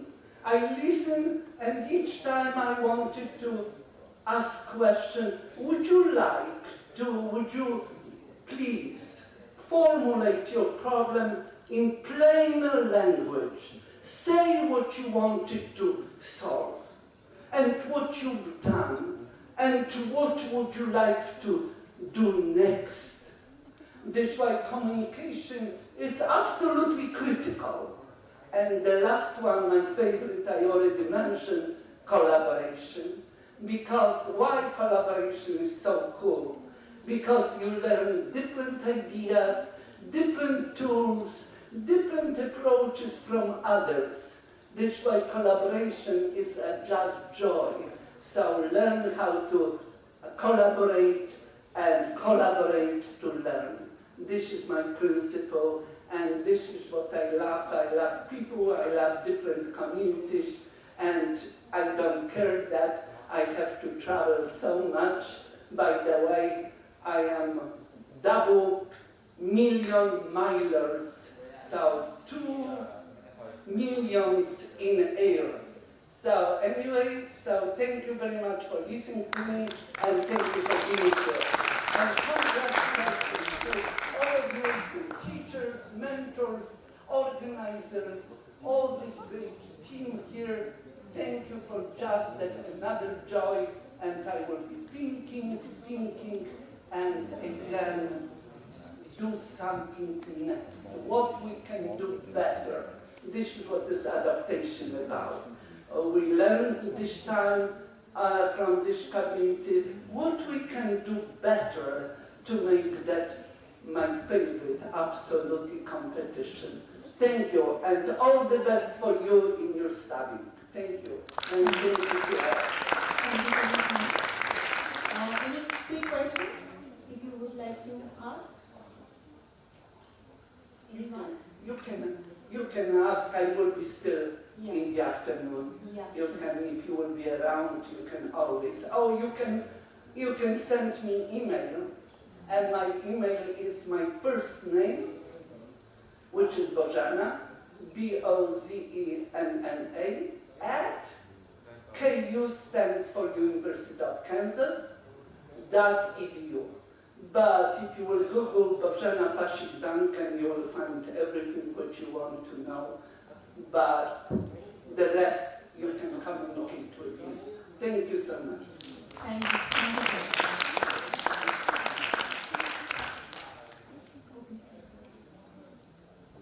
Okay, so we can proceed for the lunch.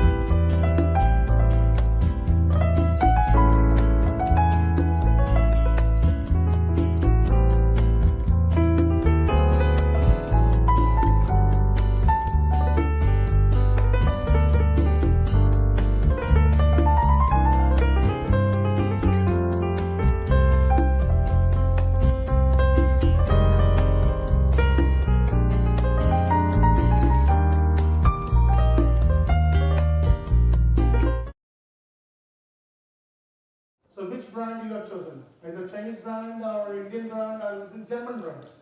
I'm talking about the vehicles. Why? Do you have any answer? Because of, this is not a program for the one-side lectures where I stand and then I just what are the things I prepare in my presentation and then I just read it and then go. It's a two-way communication. So because I'm a communication guy, you know the difference between broadcast and communication, right?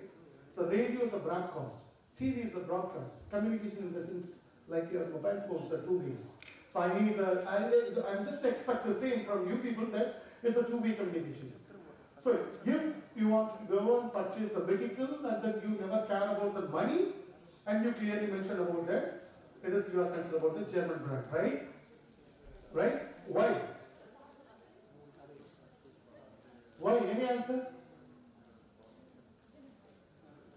Any answer? Because German brands, they have their own standards, right? They always give the quality. They never consider about the quantity. Same thing for Rolls-Royce. Rolls-Royce, they always consider about the quality, not the quantity. So my words that nations not design the standards means a standard design the nations. So every country, they need a standard.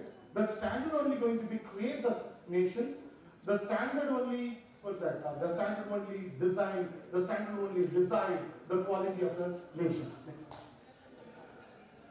So compatibility have three aspects. One is standards, another one is service, and third one is sustainability.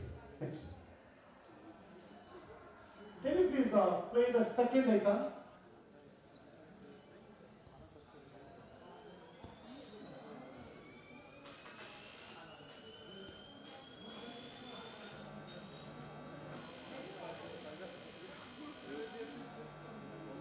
Did you hear in this sound every time? Right? Did you hear in this sound every time? So what is it?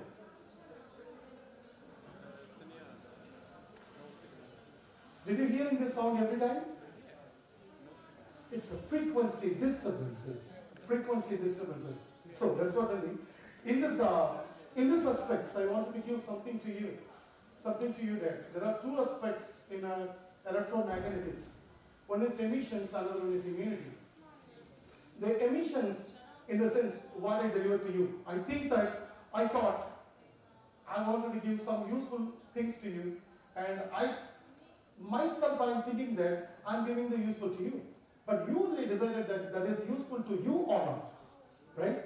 If it's useful, that is the emission within a control. That means that the emission is, it's not useful, means it's always becomes a noise like this, always become the emissions like in everywhere. So next week. Yeah, always. Yeah, sir. So this is an electromagnetic spectrum, means where is the frequency. Now you have to decide that what kind of world you are there. Means earlier days we are using the radio up to radio, it's a very, very low frequency. We got this in UHF, also this in VHF and then HF radios.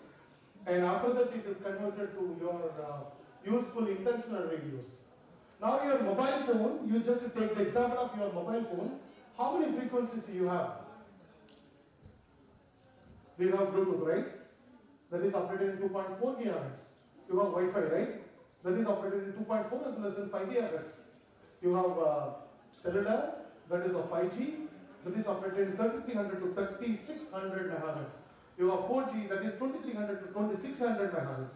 In the same 4G, you are operated in 3G, that is 1800 to 1900. If you have a 2G, that is 850 to 950. So there is no frequency existence and there is no frequency, it's in use in between from the lower frequency to higher frequency. You have NFC, right? Fingerprint. Near field communication, that is operated in 13.56 MHz. You have Bluetooth as well as you have RFID, right? You have RFID, that is 865 MHz and then 458 MHz. So from 13.56 MHz to we are using up to 3700 MHz. So the entire frequency we are already utilized in the form of Bluetooth, in the form of BT, in the form of NFC, in the form of RFID, in the form of cellular. In the cellular also, it's a 2G, 3G, 4G, up to 5G. So many frequencies we are already occupied. In the sense, indirectly we are using so many radiations. Next. Yeah, next. So it's a typical example of the hazards. The guy who is drilling, he thought that he is working, right? So he emitted something through the drill. But the mobile phones, they were connected, the TV, they were connected in the same socket. Sometimes you just keep your mobile phone top of your TV. When your mobile phones rings, your TV got disturbed, right? Did you realize that? Yeah, that is the emission of the mobile phone went as a radiated emission form to the radiated susceptibility to the TV. Same thing, someone you are just watching the TV or something, your mom in kitchen, she is or there is your father in kitchen, because generally it is like here, right? Only mama is not in kitchen, sometimes father also in the kitchen, right? So in a kitchen, they were using switch on the food mixers, your TV or light or something got disturbed, right? So conducted emissions of your food mixer, or here is a pictorial I show as a driller, it's meant as a susceptibility to the TV. So something is an emission, is useful, something that emission become disturbance. So we have to consider about that, what is the useful emissions, what is the unuseful emission, that unuseful emissions become the disturbance to us. Next. Yeah, means, I don't know about what is in Tunisia and rest of the countries, but in typical Indian moms, they say that, means, mom, I have a headache. She immediately said that just throw your mobile phone, because of that is a cause, you have to get a headache. Is it the same in Tunisia? So that is a universal mother thing, right? But of course, that is the reality. Means, I'm not saying that don't use the mobile phone, because I always use the mobile phone, so without that I can't do my business, right? But we have to say where we have to use. Means because of mobile phone is our control, right? I also mobile phone is in our control. Don't go within mobile phone's control. So these are the diseases from the HF fields, HF effects, that is called the brain. That means, how many of you people get a dream? How many of you people get a dream? Because one of our past president, past president of India, he said the dream. Dream big, the dreams going to become your in the future. Which I said that means, if your dream means you are disturbed. Your brain is disturbed. Means your dream, your dream means you are disturbed every time. Okay, you come on. So I think so. This is the one who can entry in all the tracks without ID card. Hi.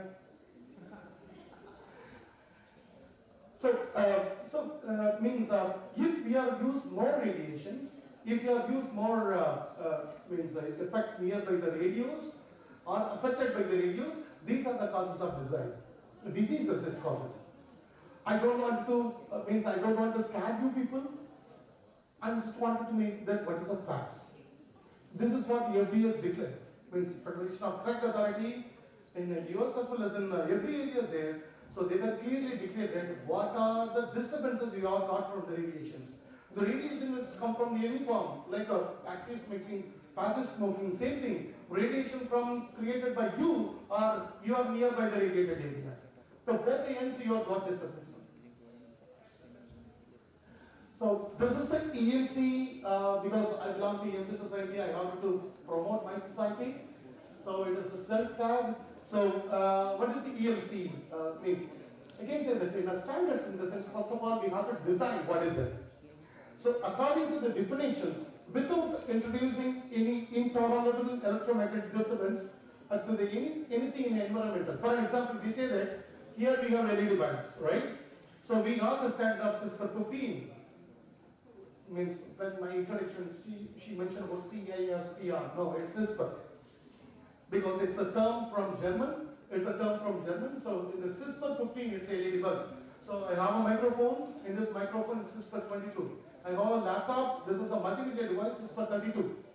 Right? So we have a camera SS12. So in this particular area, I have speakers SS12. Yeah. So in this area, we are surrounded by most of the various devices. Every devices have their own limitation of emissions. Individually, these devices are got passed. Individually, these devices are safe. But collectively, because he purchased the speaker from some other vendor, microphone from some other vendor, and laptop from some other vendor, camera from some other vendor, light speakers everywhere from various peoples. Individually, it got passed. Individually, it's safe. But collectively, that is a challenging question. So those questions only we are going to address today. Right, there are two aspects. One is emissions, that is ability to operate without interfering with others. So I thought that I am interacting with you, but you may thought that I am interfering you, right? If I interact with you means that is a useful emission. If I interfere in you means that is unuseful emissions. And immunity means that is ability to within the specified electromagnetic environment, because I thought that those people are talking, right? I'm just disturbed them. If they thought that he is originally disturbed us, means it's okay. They are within the immunity. If my disturbances are struggled down more, means I'm giving more immunity to them. Right? Next. So this is example of nature occurring ones. Can you please click that? Next. The sound area. You can click that. You can click that symbol. So did you hear in the sounds? And did you hear in the sounds? So I said that earlier I mentioned the emissions. Earlier I mentioned that the pictorials, those are we created for our ease convenience. Either Bluetooth to cellular, that is we created. But this sound comes from the nature, we can't control, right? We don't have those much of nets to cover it. We don't have those much of headphones to cover it, right? That is come from the thunders. That is come from the lightning. Next one. So one time this sound comes from the ground, 6,500 feet, you have the cloud base of 1,500 kilowatts. So you have to consider that one time lightning comes, not nowadays. Earlier days, did you hear that or did you realize that? When the thunder and then lightning comes, your mom and father, they say that switch off the TV. Right?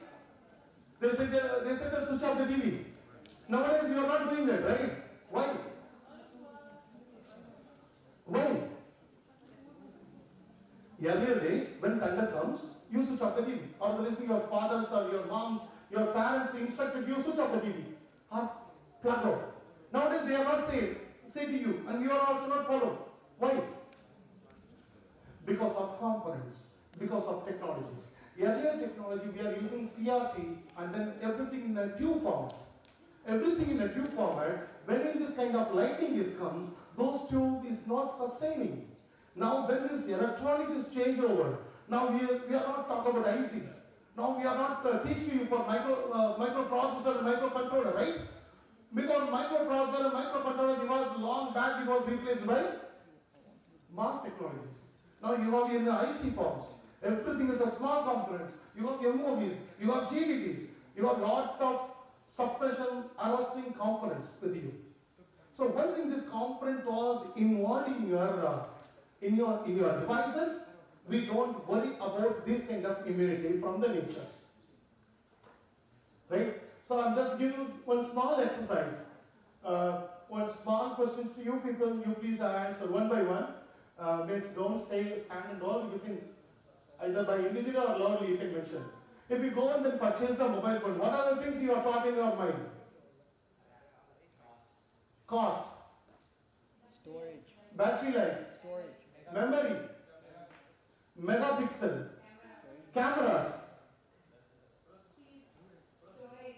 Processor. Speed. Then display. Please take your mobile phone. Who are having mobile phone, please take it. Take your mobile phone and type in this number what I mentioned. Take your mobile phones and type in this number *#07#. star hash 07 hash. This is namely called specific absorption ratio. It is the old limit is 1.6 kilogram by tissue. If you are an iPhone user, you want to get what is your exactly your SAR value of your mobile. They simply mention that that is within the regularity. Right? Did you find who are having more than 1.5? 1, 2, 3, 4. 1.7. So you are in danger, very danger. I not say that don't use the mobile phone. I say that use the safer one. Use the safer one. So whenever we are going to purchase the mobile phones, we think about everything, the security, everything, the production of the mobile. Means I do respect sir because of these are very high technically guy than me. Neha, he just to present that wonderful presentation in his present, I hope he enjoyed his presentations. He mentioned everything about the safety of the product. But when we talk about the safety of the life, safety of the people. So wherever you consider to purchase the mobile phones, not only consider those aspects, what is your predominant or otherwise your primary concern, like camera, display, memory, battery, A, B, C, X, but along with that you have to consider, please consider the specific absorption ratio. Why? Because while we are testing in these mobile phones, so how many of you people are iOS users? Go to settings, search, you mentioned regularity. Go to settings, search regularity. You will get a lot of symbols, right? You get a lot of symbols. So every country, they have their own regulations. Except India, Africa, as well as in Europe, they are followed the combined CE marking. And UK last year, they are left from Berek and they were created their own tag that is named as UK CE. FCC, it's belong to USA. Anatal, you can see that, right? Anatal, you can see that is for the Brazil. You can see CTIC, that is for Australia, right? So every country, they have own standards. Every country, they have one safer. Before we travel in this Tunisia, so in our travel sections, I'm just mentioning that please bring this kind of adapters. Why? Because every country, they have different soil strength. If soil strength is different, your soil conductivity is different. Your soil conductivity is different. Your soil resistivity is different. Your soil resistivity is different means you got to design the new adapters. This is a basic concept. So that's what only every country, they have their own standards, own regulation for the human safety. So please, next time if you go and purchase your mobiles, not only consider about your primary aspects, along with that you should consider about in this kind of specific absorption ratio. Next. Yeah, means this is some man-made noise, suburban, and then cosmic noise that is from the nature, and daytime atmospheric noises. That's what only daytime atmospheric noises are so low. That's why only your parents or anyone there insist you. And if you are a Muslim, so you know that in the Fajr you have to start at 4 o'clock, right? Early morning you have started with it. Because of that area, its atmospheric noises are so low. You know the low emissions. But when the day becomes the night, your cosmic rays going to increase. So nowadays, the cycle is changed. Earlier days, we are start with the before sunset, we are woke up, and before sunset, we are finish our dinner and then go to bed. Nowadays, most of the old people, we are start our day after sunset. But at the time, your cosmic rays are more. So this is a science, it's not any sort of science, it's a science. Next. So these are the things disturbed by your means that is a intersystem EFC. Intersystem EFC in the sense you are concerned about you are the system. So I am the system. My system, I was disturbed by so many subsystems. Like in this microphone, in the speaker, in this cameras, in this light, in these air conditions. So these are the things are subsystems. So same thing when we go for outside, you can get a motorbike, you can get electrical motors, you have lighting from the nature, you have the radios, the broadcast, from something from the air medium, something from the wired medium. What are the things you will be getting the wired medium, that is mainly called as conductive? What are the things you are getting from the air medium, that is called as radiated? Next. So if you are going to design, if you are going to be design, so very peculiar thing is you have to clear your EMC failures. So that's what only, that is intersystems. So intersystem we call as now is an intrasystem. Intrasystem in the sense, it's within the system, within me. Within me. My energy can reduce after 45 minutes. In the sense, my intrasystem is failure. Right? I can't stand more than 45 minutes in the sense, my intrasystem is a failure. Same thing for every device. Every device. It can operate for continuously 1 hour. So how many of you people have realized that if you are continuously watch something, YouTube or Instagram, anywhere, more than 1 hour, your mobile phone getting heat up? Have you realized that? Say yes or no. That is namely called as an intrasystem failures. When we are concerned about the intrasystem failures, if your mobile phone got heat up, change the mobile. I'm not saying that throw the mobile, change the mobile. In the sense that definitely have the EMC failure. Next. So first we are go for the means what is the basic of EMC. Now we are into for the regulations where we are serving to make or to get to operate the good system to you. Means it is a customer safety. First one is accreditations. After that we are giving the certifications. Those certifications only you saw in the name of regulatory, because that is depending on the country to country. So every country have their own limitations. Every country they have their own adapters.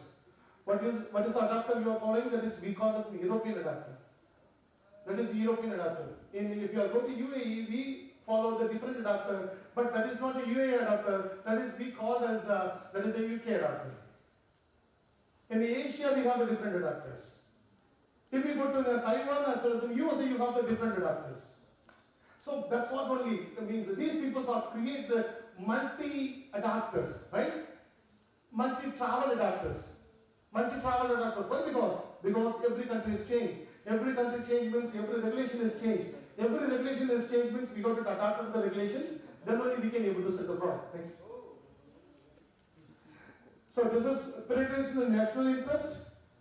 After that we are concerned about the consumer safety and industry competitiveness and trade and market access, innovations and market and technologies. So wherever we are considered, we are going and purchase anything, you have to consider these are the steps. But our prime agenda to purchase anything, first one is cost. Right? First one is cost. Is this so? It's within my budget? Is this within my budget? Right? So, but cost is always one side. Apart from the cost, we got to consider these are the aspects also. Next. So now I talk about EMC standards. It can be lag or means it's a bigger, but I'm just simply said that why so many standards is required. So many standards is required. For an example, if you are talking about an automotive, right? Earlier days automotives come with metal. Everything is metals, right? Now everything comes as a plastic, fabric. So what is your usable area? Your enclosure is changed. Your enclosure is changed, your wire is changed, your battery is changed. Earlier days we are using diesel vehicles, after that petrol vehicles, then it went to CNG vehicles, after that nowadays we are using EVs. So EVs in the sense of primary concern is batteries. Right? In a battery concern in the sense of that is we have to consider about different distributions. So wherever the location is changed, military vehicles, it's always metal. In the commercials, in commercial means normally in your table, in your laboratory table or in your home table, it's obviously 80% are wooden, right? Or plastic. So these are the standards is required for different applications and different usage areas. So you know that medical devices, so medical devices, there are three categories. One is clinical medical devices, another one is critical medical devices, and third one is home medical devices. What are the home medical devices? Do you have any idea about a home medical device? Thermometer, BP analyzer, sugar analyzer, glucose analyzers, glucometers. What are the things you can go and then easily purchase in the open market, that is in recorded in home healthcare. Home healthcare in the sense without a doctor prescription you can purchase it. That you have the different regulation, that you have the different EMI limit. Something, it's a clinical healthcare, something is a critical healthcare. Your nebulizers, your oxygen concentrators, these are things that are clinicals. In critical, ECG machines, EEG machines, X-ray machines, MRI machines, those are the things that are in the criticals. Those are the equipments that need to be operated by the special peoples. Technicians is required. So their initial level is different. So that's what only the product, every product is changed. All the products are similar but not same. All the products are similar but not same. So that's what only wherever we consider about this kind of product, we have to design new standards. Next. So these are the service standard committee in the global, where we are working for China's SSIT committee and Japan's VCCI and ANSI and FCC, Federation of Communication Commission, that is for USA. And Austria, they have OB, and Germany, they have a decay, and for rest of the members, they followed CENILAC. Rest of the members in the SSIT, including entire Africa citizen, entire Africa as well, European Union. In India and then subcontinents, they have their own standards. Those standards, it start creating more money to the country. It will be boost of the economy. Next. So these are the few of the standards. You can get it by PPT. I don't want to read the standards. So many standards is there. Depending upon the frequency, depending upon the application, depending upon the usages, so many standards is there. Next. This is a continuation of the standards. These are the standards are only because of your consumer product. Next. Yes, now I come to the subject to promote my standard association. So we have our own standards. That is IEEE, we have the standards. And I'm requesting all you people that you please come and then get involved in IEEE standards. Why? Because in these standards, there is no age limit. There is no educational limit. There is no grade limit. Either you are a member, student member, or grade member, senior member, fellow, life member, doesn't matter. If you are interested, participate here and give your comments. Your comments is valuable. Your comments is your comments have some values, and they will immediately considered. And if you want to, means it's your choice. It's your choice. You want to participate in the standard, follow the standards. Primary, I want to only follow the standard, and later on I am going to be participating in this standard meeting. You can participate in the standards. Means you are participating in this standard means the next minute you and me, we are in the same grade. Right? So if you want to get into the research, you just write the journals, you are published in some conferences, you are published in not only the conferences, you are published in some journals, and your journals got published. Yes, enough. You are done. Your side. But in these standards, not only your publication going to be managed by yourself, your standard going to be published by the global. In a wireless, we have different country. FCC, we have FCC 15, C, E, D, E, F, and G. This is for the wireless. In European, we follow HC, ETSIE, and 328. That is for the 2.4 GHz operating frequency. And 301893, that is 5 GHz. Sometimes in your home you have to get a 5 GHz Wi-Fi, right? That is 301893. And nowadays you get an optical fiber for the fast Wi-Fi. That is 302.502. But these all the standards are from our IEEE mother standard. That is IEEE 802.11. That is a prime standards. That is a prime standard. So if you are getting involved in the standards, tomorrow you and me, we are both the same race. And maybe you will meet with me. Why? Because you people are know better than me in new technology. Right? So I'm talking about the 20 years back my educational system, 20 years back my technology. But you people are coming with the new technology. In this new technology, you know better than me.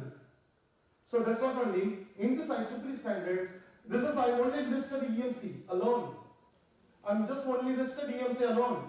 But in the standard association, I would say that if you are not interested in EMC, you are interested in cyber security. We got the new standard series. And Jyotika, she is leading cyber security standards. So if you are a member in IEEE, please go and show your interest in IEEE standard committee. And tomorrow you and me, we are both in the same race. Next. So this is a continuation of standards. So in the standards, you can say that from the validation of the self-computer modeling to practicing public accessible computer systems. So if you are in computer science engineers, means that these are the standards are very apt to you. You please participate in this standard. There are more than 137 standards are alive, and we are working on these standards. But I can't work in 137 standards, right? I can only operate in only 2 or 3. So you please choose your own area. Please choose your own area and then show your interest. Next. Next. Yeah, this is means I'm going to share up with this ITU file. Means that is International Telecommunication Union. So we have our own standards for the radio. So we are operated in the headquarters of Geneva. So in these standards, we have the electromagnetic compatibility and the ICT, and supply economy including UPS stages. Right? Next. So these are the pillars of 6G is a vision. I don't know means you have 5G. You are operating in 5G. Tunisia have 5G. Yet to be? Not yet. Not yet. But already 6G started in Korea, and we can say that in India we are already started 6G because of fast communication. And 5G also not deployed fully, but the 6G comes. Before 6G is deployed, the 7G will release. Because technology is faster. So one very famous proverb in my state, so because that until you succeed, you have to run like a horse. Once you are succeed, you have to run faster than the horse. Right? So now you are talking about in a 5G, but already 6G working group is started. When we are concerned about in a 6G and then 6G deployment at the time, the 9G may release. So if you are concerned about a 6G, you have to work on 7G. Then only 7th generation comes at the time we have at least completed the new technology. So these are the pillars. One is multi-platform next generation networks, and ecosystem for the devices and systems, and R&D and finances, innovation solutions, identification of spectrum. So 6G already identified the spectrum, and then it going to be released up to 8,000 megahertz, because 5G means it's not a 5,000 megahertz. 5G in the sense that is maximum of up to 3,700 megahertz. So the rest of the frequencies are already free. So it's to identify the spectrum is very easy. The global is easy to identify the spectrum. Once identify the spectrum, you have to start working on the frequencies. So now the spectrum is identified, frequency going to announce, you have to start on work on the new technology. Next. So this is the family of use cases to sustainability. Means anything I have to create the technology that doesn't matter, right? The new technologies comes with the 9G. What is the use? I don't know. Means there is no use of it. So which one is going to be succeed? What is going to be standard market? What is going to be standard market? What is more popularized by the people? What is more popularized by the people? What is more appreciated as well as what is more approachable to the people? By the economy wise, or the money wise, or wise, the usability, use cases wise. So that's not only sustainability in the sense, it's not only the technology. We are talking about anything good technology and future technology with a new process and all, it doesn't matter. Finally, it's going to be used something, right?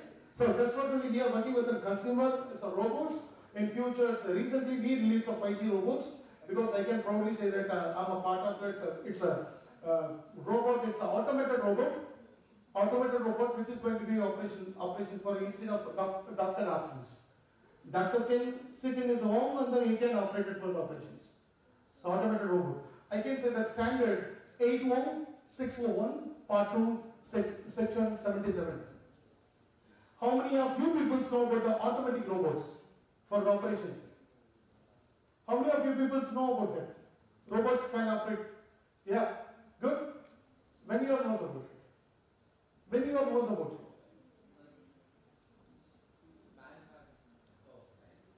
No, when? How many years back? 2-3 years back. But in the standard release in 20, means it's in the standard is 2014. So that's what the standards are always advanced than technology. Right? The standard is IEEE 80601-2-77. In adopted by ISO 80601-2-77. So standard is always advanced than technology. Because first standard said, according to the standard we are going to start manufacturing. Once we are manufacturing, we have to go for the test. After the clear the test, we are going for the commercial market. When come to the commercial market, it will be take a 4 years gap. So what are the things you are seeing now? These standards are made 4 years back. So every year standards have the 5 years life cycle. Why? Because of this. Because within this 4 years life cycle, new technology will come. New technology will come means once the standard is released, we start working on the new technology, new standards. Because you people are better than knows us which one is new technology in the future. So I'm just invite all the young birds and the young minds to the standardization. Please come and join and then give your valuable feedback, and we are ready to adapt that and then to we have to do a lot of things for the technology. Next. So why the new architecture is required? Because of enabling AI. I would say that, sorry, I'm not against AI and then ML, but AI and ML is one kind of application to ease your process, but it is not a new technology. Right? It's not your new technology. It can reduce your work. I was typing, but you people go to ChatGPT, it can give the better and then fascinating or there is very vocabulary English terms and conditions to you, right? You can just pick and play here.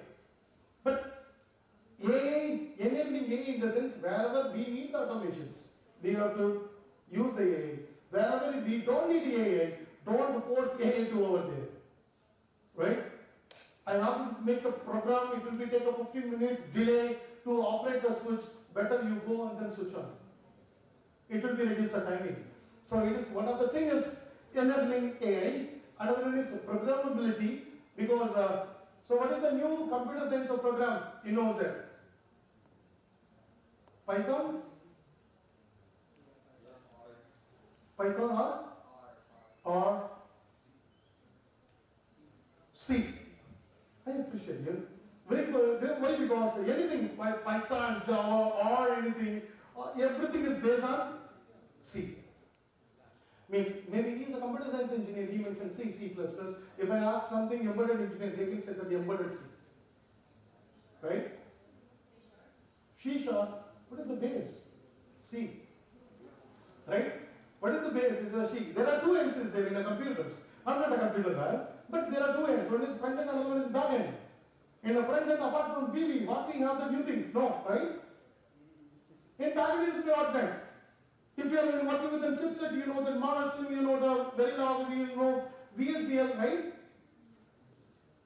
See, the programs are make the people's easier, and then it's not with the more congestive terms. But everything means, what is the difference between C, C++ and the Python? Python, you have the more tools. In more tools means we can reduce number of numbers, right? We got the concern. When I was a student for the computers, I'm always on the very poor in computers. So then my teacher used to tell me that you may use it and lose it in some semicolon. Python, we don't consider about any semicolon. Right? Java and Python, you don't never consider about the semicolons, right?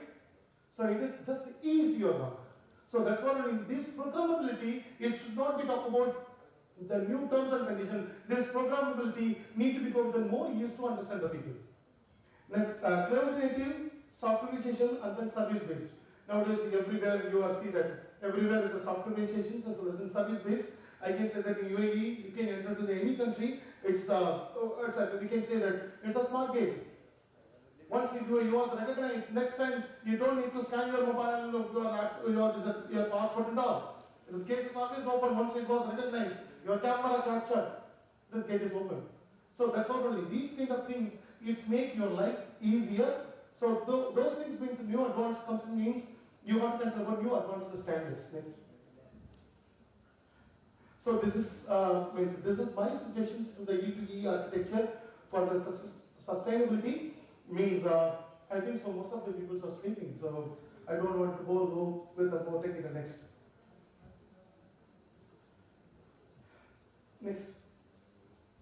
Yeah, this architecture, reliability, coverage, connection, density, time senses, synchronizations, data rates, terminal energy efficiency, and location positions. In location positions, if you are having earlier days, if you are having GPS, if you are here, but your location show to somewhere else. Nowadays it's more near, right? Now you can pin where you are. Now your means I can say that your Uber or InDrive, and I can say that in UAE we call this Kareem. So these are the things that come with a more accurate. Why? Because technology is advanced, and then we can pin more precise area. Next. So this is above 110 gigahertz, where we can greenify and air interference challenges and beyond the leading edge technical capabilities. Means we call this an B band. In this band is open because the existing band is already populated. So this is a traffic free area. If you want to work in this area, you can work in this area because of in this communication area, it's gray and free. Once you have walked through in this area, the gray become white, and this in this area with this trafficless, and you can get the more faster responses. We call this an waves. Next. So what are the things of sustainable development? In the sense, sustainable development is a development that meets the needs of the present without compromising the ability of future generation to meet their own needs. This is what next. Yeah. 3 elements: social, environmental, economic. So these are the 3 things are altogether: social, environmental, and then economic. So it is going to be economically viable as well as going to be useful for the social, but do not disturb the environment. Next.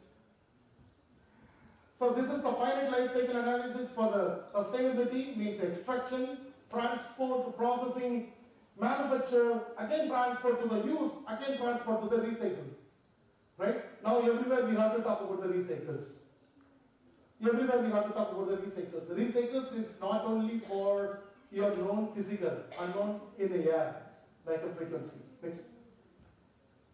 So first 3 materials, that is a raw materials you have to consider, because in some of the projects also I see in the SSIT, the people start talking about alkaline and lithium ion battery. They will come with hydrogen batteries, but those hydrogen batteries, it's economically, environmental wise it's good, but in a social and economically wise it's a higher cost, right?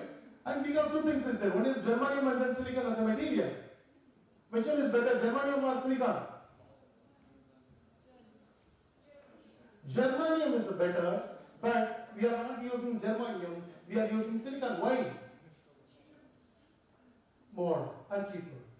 So germanium and silicon, germanium is a better semiconductor, but raw material wise, we have more numbers in the silicon and then low cost. Germanium is a high cost, so that's why we are choosing silicon.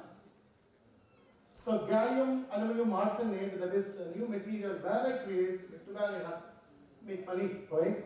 So those things, it's a combination of silicon, germanium, as well as aluminum and then arsenate. But that is only go for the few applications. When you go for the long productions or the lengthy productions, it won't support emission. This is namely called as an electromagnetic interference emissions. So another one is manufacturing, and third one is distributing. Next. Retail.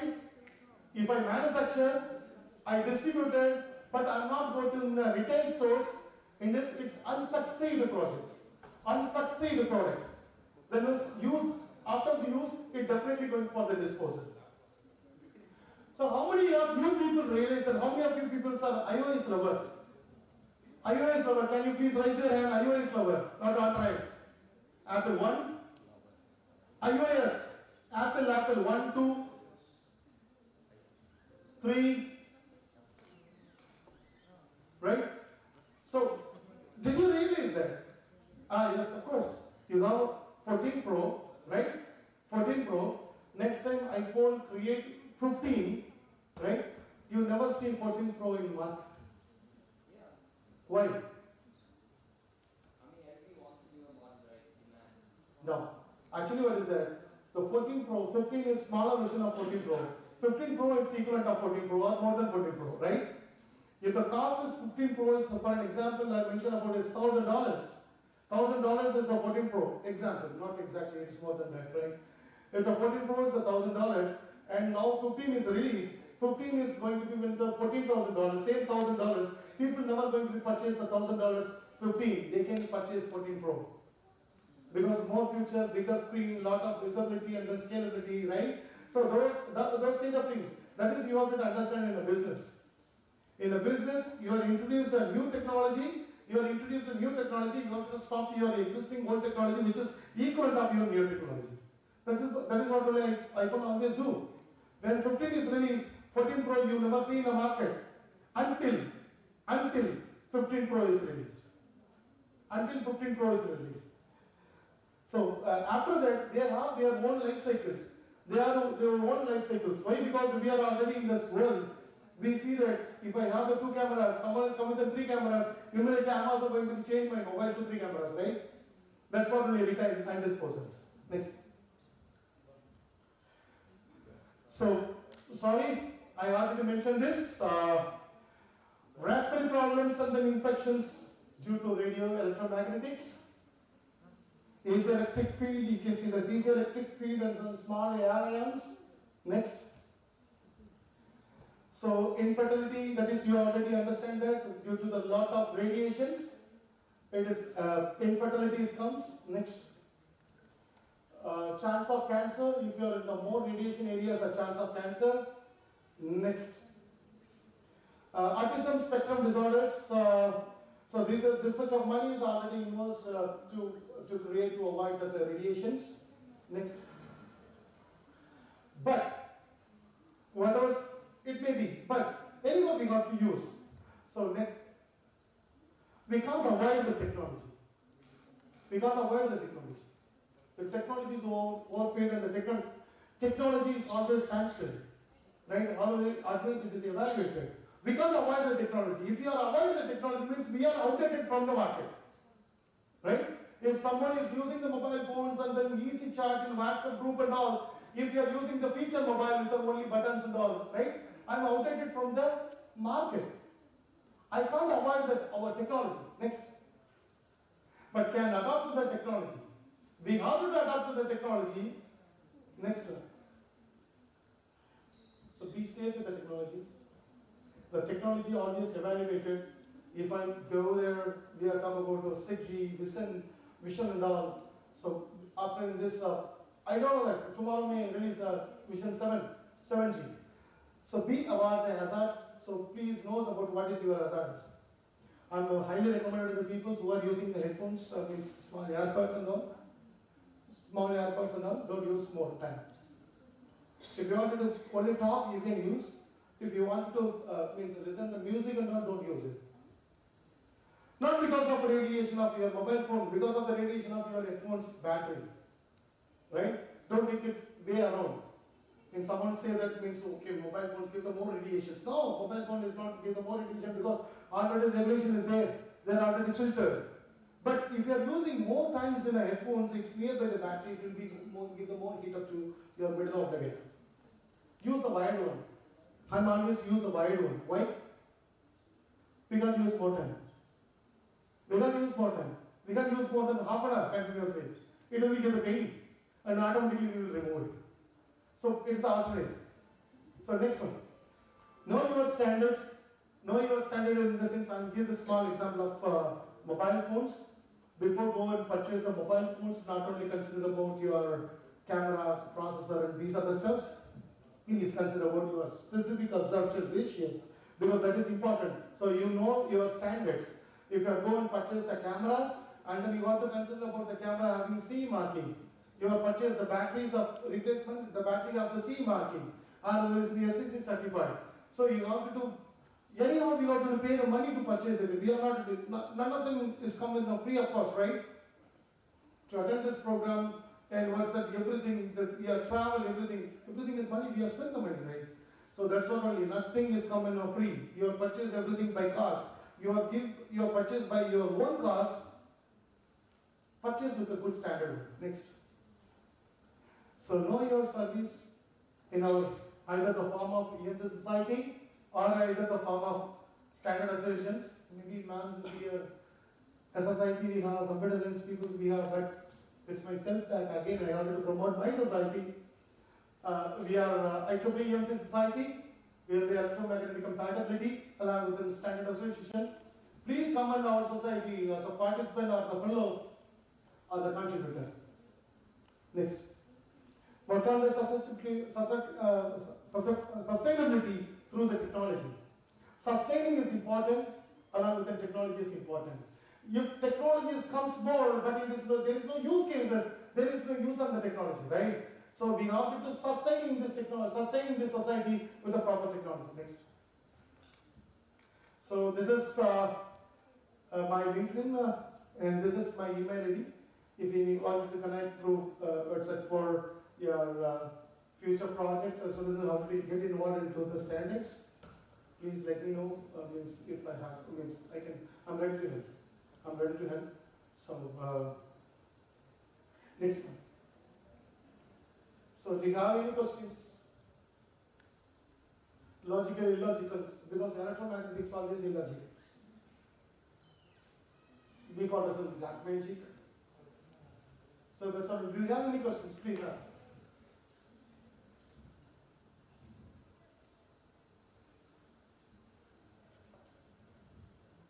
Yes, there are two ways is there. The silence. Silence is more danger because of it is a fill in the blanks, not a choose the best answer. It is a fill in the blanks. Either I would understand that what are the things I delivered, it is reached to you, or what are the things I deliver to you that is not does not reach to you or can't understand it. Any questions?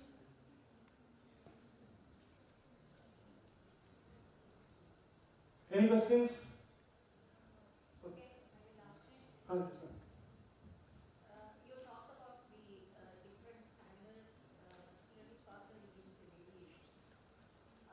You haven't actually told us what is the effect of those variations on the environment, on the human body, or even animals, birds, and everything. Is it possible? Yeah, yes, of course. Can you please go to the second slide number 3?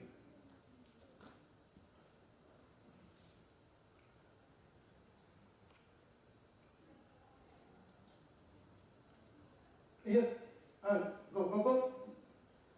Yes, stop. Next, yeah. So there are two kinds of emissions, radiations in the world. One is created by the man, another by the nature.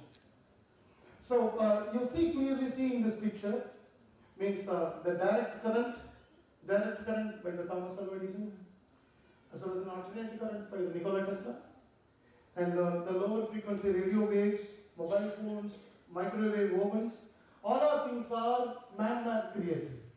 And apart from in this microwave frequency only, we will talk about what are the technology we have created. You know that one frequency that is 2400 to 2480 megahertz, that is a frequency for we call this 2.4 gigahertz frequency standards. How many technology involved? We have BT, Bluetooth tradition, and then BLE. Both are different, please understand. In your mobile phones, you have BLE, and then your neck band, you have BT. Right? It is 1 megahertz bandwidth, that is 2 megahertz bandwidth. And we have Wi-Fi, we have what's that, Zigbee, we have ANT, we have ANT plus, we have RF mesh, a lot of technology. So these are the things of man-made created radiation, means of frequencies. Man-made created means we are just using in this frequency for our communications. And apart from this dangerous one, it's from the nature. We can't avoid the dangerous one from the natures. Means lot of years we are talking about that global warming due to the potholes in the ozone layer. That's not only we will get more changes in radiations from the sun, that is ultraviolet, the gamma rays, the ultraviolet. If you go for a hospital for anything is scanned, they were asked the first question: are you operated anything? Do you have any staplers or anything holes in your body? Then only they will allow you to scan or to MRI your body, right? So there are two things there. One is man-made created, that is everything is a lower frequency, less than 3 GHz. And after that, after microwave, everything comes from the nature. So now I come to your question answer that. So in this nature things, if you are disturbed the ozone layers, because that is a very thin membrane which is protect from the sun's, protect from the nature. So you have a protection in the sense some human body can adopt it. I can adopt at 40 degrees centigrade, at 45 degrees centigrade, even 50 degrees centigrade. Why? Because long years I work in Delhi as well as now I am working in Abu Dhabi and Dubai and Riyadh. I can adapt to the temperature. Some of the people who have come from the Europe as well as who have come from the US, they can adapt at more than 35 degrees centigrade. In 46 degrees centigrade, we order the hot tea. And Canada announces 26 degrees as a high heat wave. So that's why in this temperature increases due to the potholes in the ozone layers, increases the radiations. These radiations can adapt by some of the animals, some of the birds, some of the insects, some of the things can't adapt there. So not only the radiation is matters, radiation also is the cause, apart from some other temperatures, some other effects is there. Right? So means we can't avoid the natural one, but we can be safe from our man-made. But when technology changes, we have to adapt to the man-made one, but we have to use whenever we need a use. Actually, I'll just give a small example to you people there. If we have the free Wi-Fi, we are switch on the Wi-Fi, right? And we are across the area, we never switch off that Wi-Fi area. Because we will wait until next area where we get the free Wi-Fi, we can get connected. Isn't it? Right? So this is obviously happen to everyone. That's not only those things you can avoid. Wherever required, you can use it. If you are using the Wi-Fi, please switch off your mobile data. If you are switching your mobile data, please switch off your Wi-Fi data because of true frequency interferences. Cell phone radiations as well as your RF radiations. Two radiations this comes. We can't avoid the technology, but we can save from the existing, means in this collapse or this means mix the frequency, mix the radiations. So anything, question is there? Maybe it's logical or illogical, whatever it may be, you please ask. Right, means I come to the conclusions that thank you so much, ma'am. Means this is one of my close to heart program. So normally I come with more technology slides, but it's depending on the people to people and people atmosphere to means audiences. So I can, I hope so. I can give something good to some small audiences. I'm just a board for some of the audiences. So whatever it may be, thank you so much, ma'am, to give this wonderful opportunity to present my views. Yeah, please.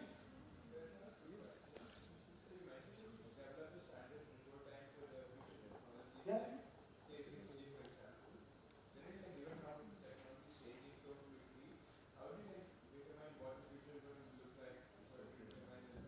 Exactly. That's what we will mention about the standard identifications, right? For example, I can mention about the Wi-Fi 6 and the Wi-Fi 7, right?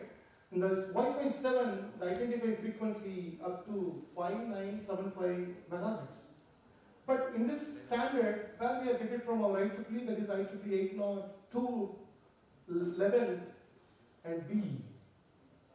Why? Because what we are going to be changing this technology? Nothing. We just change the bandwidth. We just check with the spectrum is available, yes, available. So spectrum is available means bandwidth is available, yes, available. Increase it. So means standard is not that much of difficult. Standard is come from use case. Standards come from the reality. Actually, the standard committee not decided by one. The standard committee not decided by the chair. the standing committee, we have the members, we have the voting members, we have the non-voted members.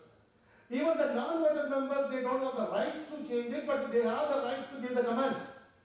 If the comments is useful, that comments is never thought by the voting member, but the comments is logical, the voting member insists to the chair, boss, what are the things you have mentioned that is wrong, that is not at all logical, because this is the command you will get from the new young girls.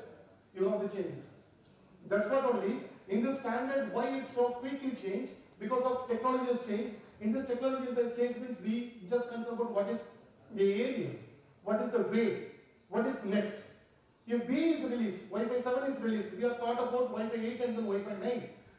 Means at 320 megahertz, that is Wi-Fi 7. Now we are talking about in 640, it's available space or not. All of this we have to allocate a new spectrum. Now we consider, yes, new spectrum, we can allocate it, yes, available space in a cloud. We can allocate it. So we don't have any problem in allocated the spectrum. Now we can change that 640 megahertz bandwidth, any chipset going to be designed.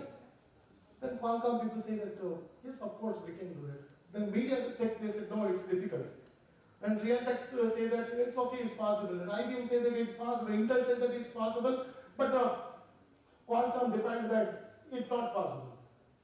Then we have asked them the logical reason. If they have mentioned about logical reason, that reason is adopted, then we are not going to be allocated 640. See, IEEE standards are recommendations. But this is the mother standard of all the regulations. All the ETSA regulations, all the Indian standards, this is the mother standard. So that's why I mentioned that. Means standards are always advanced than the technology. Right? Yeah. Any other questions? So thank you so much, ma'am. Thank you so much, IESS12 Team, to give this wonderful opportunity to deliver about the smart class of standards. Thank you.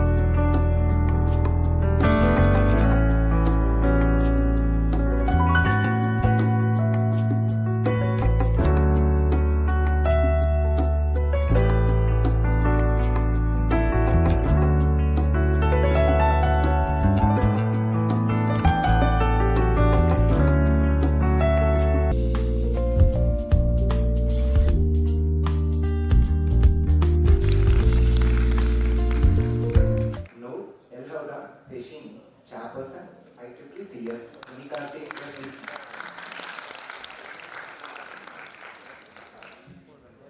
As the sun begins to set on this remarkable day of innovation and learning, we gather for a momentous occasion that marks the culmination of our event, the Valedictory ceremony.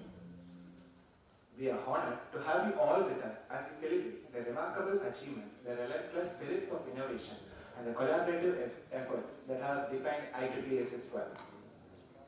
To kick off this esteemed ceremony, we are delighted to welcome a visionary leader who has been instrumental in shaping the full SS12, and it's none other than our beloved Ramlata Madhumato.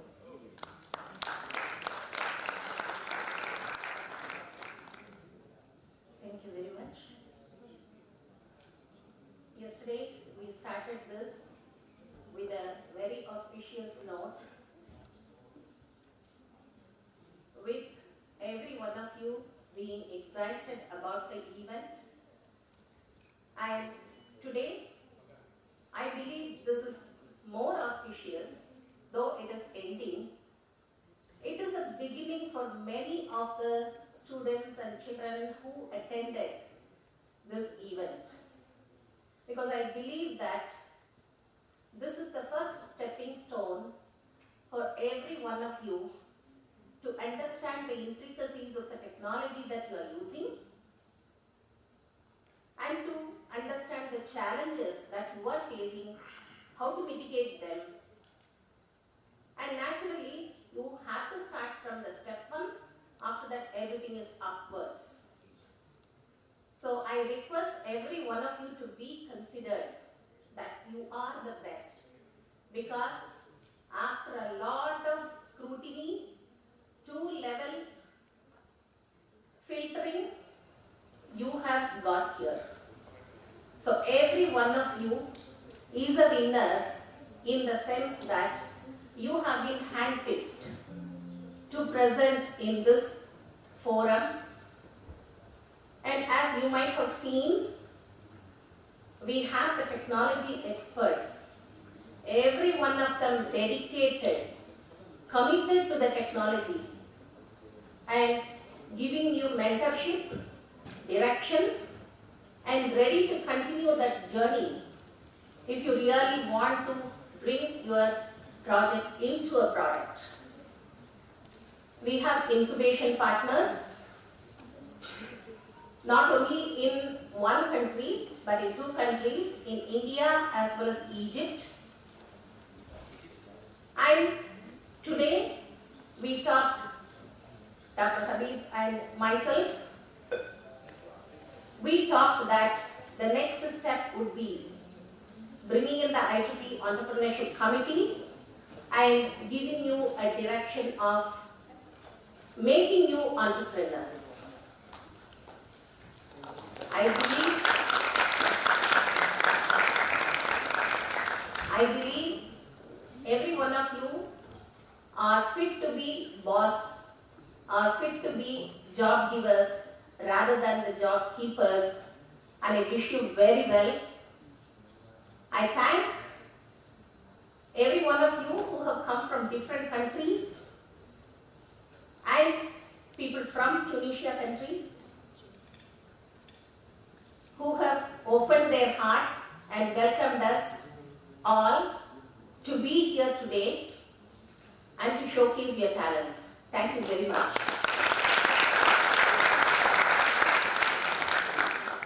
Thank you, ma'am. SS12 is always, it is always full of opportunities, miracles. There's something new every time. And thank you for coming up with such an innovation for the next year also. Thank you. Thank you once again. Now, it's time to reflect and gather the valuable feedback from the hearts of IEEE YESIST12, that is, our participants. For that, I would like to call Ian Cheggy to share a few words.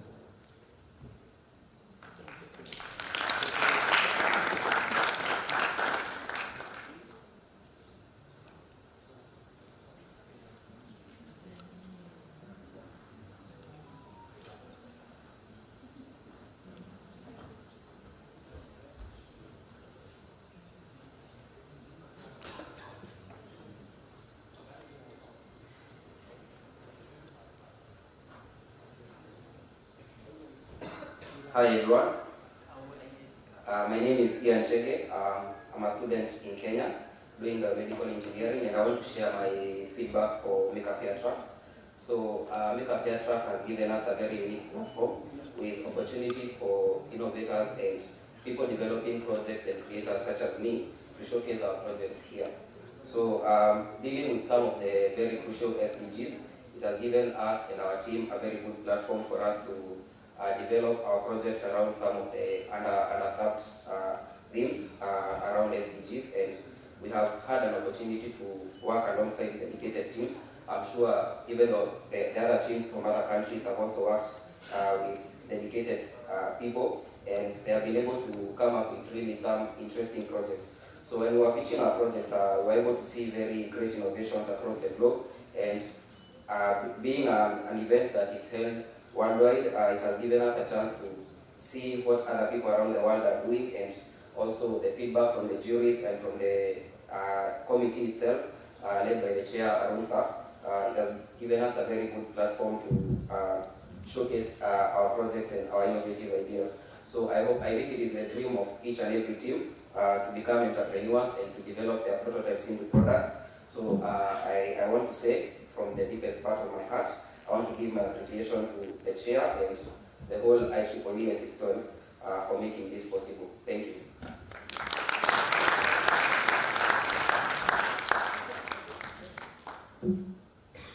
Thank you. And next we have another feedback from Victoria Rodish, who is eager to share her words. Please.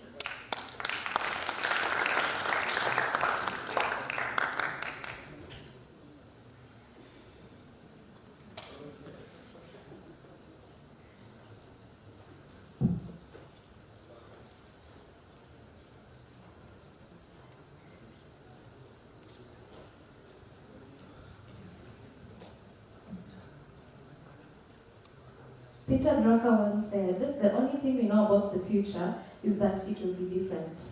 Ladies and gentlemen, I stand here as a proud Women in Engineering chair of my affinity group in JKUAT, Kenya. Seeing the project presented in the WePower track has been enlightening. Knowing that ladies like myself were among the people behind these projects was truly motivating. I also want to extend a huge thank you to our wonderful jury and the WePower track chair. Your time, insight, and encouragement were invaluable. Your dedication truly made this a success. Taking into account that this is a global competition, there was seamless integration of both offline and online modes. It was like watching a perfectly choreographed dance. Everything flowed smoothly and kept all of us engaged. Kudos to everyone involved in making that happen. Going back to Peter Drucker's words, today's event is a clear indication that the future is looking bright and full of surprises. Thanks for being part of this journey and for making it so memorable. Merci.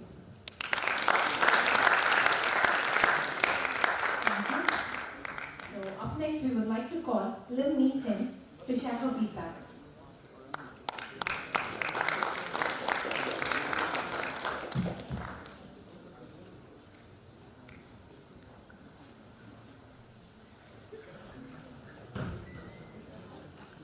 Hello everyone, I'm one of the participants from Malaysia, and I think it's the only one country from Asia, and it's such an amazing journey for me to join this competition. It's full of fun and meaningful sharing, and also I get to know a lot of people, and I can see people's other groups' projects, which is very intelligent. And I'm so grateful for the opportunity to be standing here with all the experts and all our other friends from other countries with their very amazing projects. And also, I'm so lucky to get the travel grant, which helped a lot.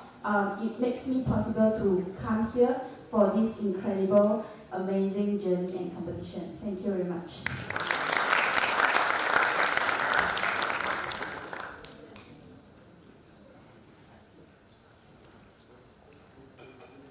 Thank you. Now I call upon Susie Samin from Junior Einstein Track to share a few words.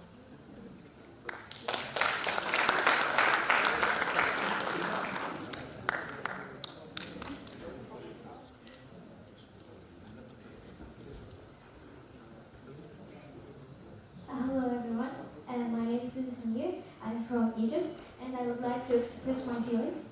So participating in the IEEE YESIST12 competition in Tunisia was an incredible experience. Over 2 days, I had the opportunity to engage with a diverse group of innovation minds, tackling real-world challenges and pushing my technical skills to new heights. The vibrant culture of Tunisia added to the excitement. And networking with participants from diverse backgrounds broadened my perspectives. It wasn't just about competition, it was about every member was helpful in the competition too. And I'm living with new skills, inspiration, and stronger passion for innovation. And finally, I'm proud of being one of this community this year. Thank you. Next, we would like to call Victoria Sakati from Special Track to share her feedback.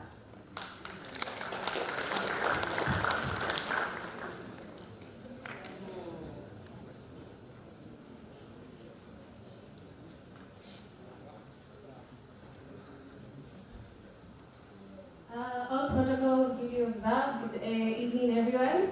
Hi, my name is Victoria Sakati. I'm a student and a developer from Kenya. It's such an honor to be here with all of you, to be here at the event. I saw so many incredible projects during the presentation for the past 2 days.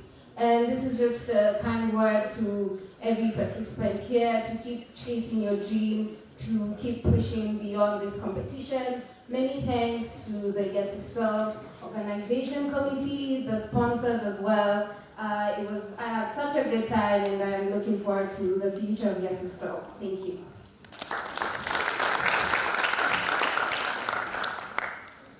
Next, I call upon Batul Novak to share her feedback. She is from the Innovation Challenge track.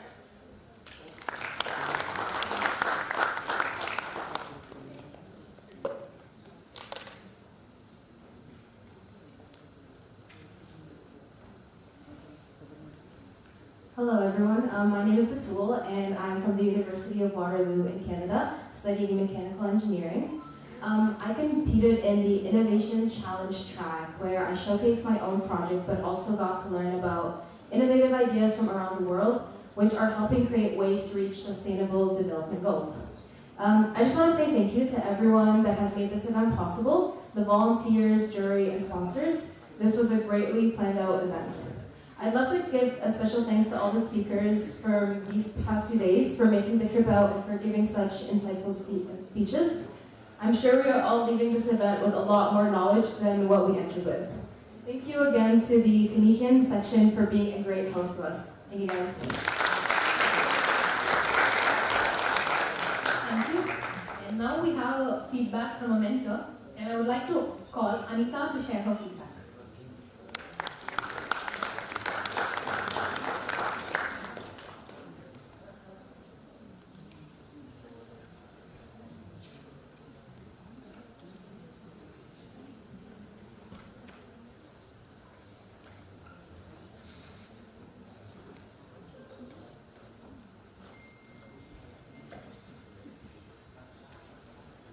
Hello everyone, myself is Dr. Anita, Professor and Head of the Department Artificial Intelligence and Data Science of Francis Xavier Engineering College.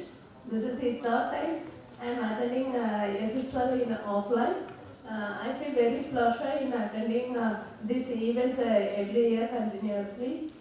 As a mentor, I feel very happy about progress in my students' profile because when I brought my first team in 2019 in the Bangkok event, that students have won in world skills as a silver medalist, and they are working in 10 LPA now. Then for the second time when I brought to Egypt event, that students too often have become entrepreneurs even though they are in pre-final years. As a professor, I feel very happy about my students' profile. So this event provides a good platform for improving your profiles, as well as some of our students have received funds from Government of India. Some students have patented their products. So all these ideas they got by attending this YESIST12 interaction with the juries and interaction with the co-contestants will be very useful to all young professionals. So let us make use of this forum for our upliftment. Here hospitality is also very good. I appreciate the coordination and vibrant work among the team. Thank you.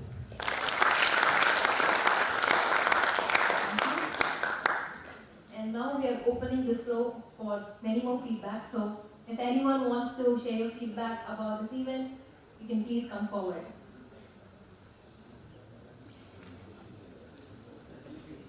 Okay, it can be a participant or a volunteer, committee members, even speakers and special guests, yeah. If any of you would like to share your feedback, yeah, please.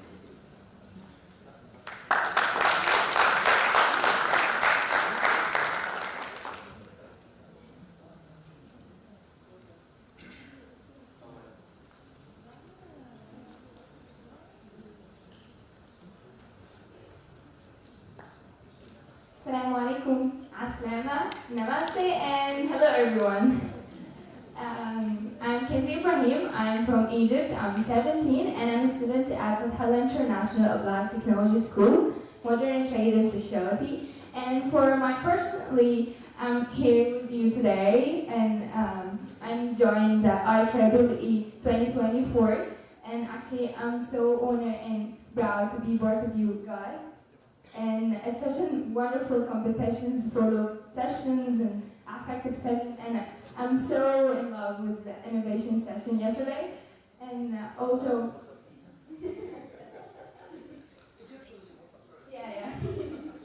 I also want to thank all the team, all the IEEE team. You are so friendly guys and helpful, and also the Tunisian people, guys, you are so kind.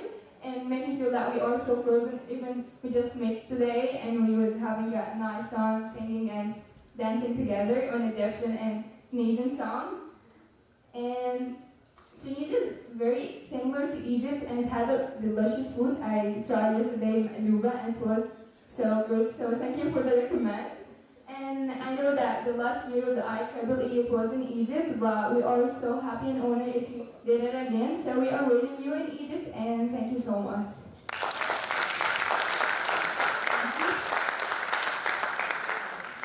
Anyone else, if you would like to share your feedback? Yes, please.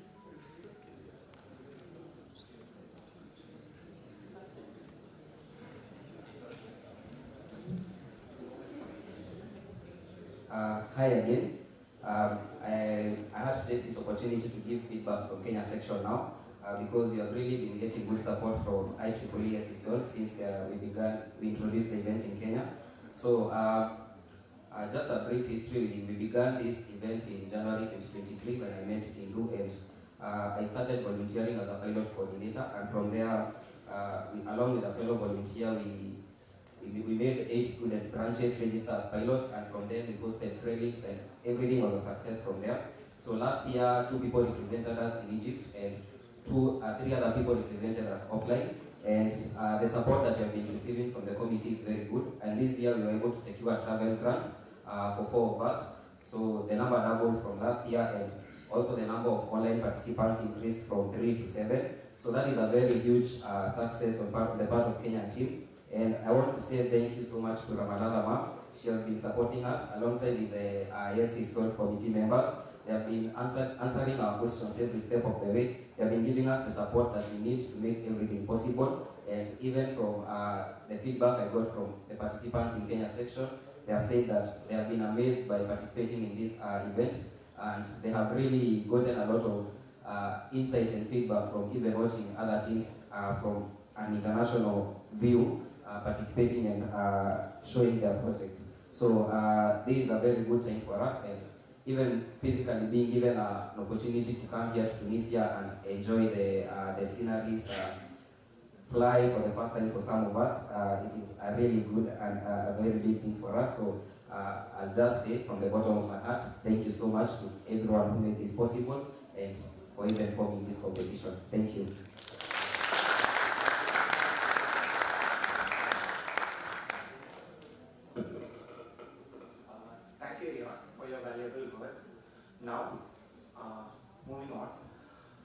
Thank you everyone for sharing your valuable suggestions. It has been wonderful.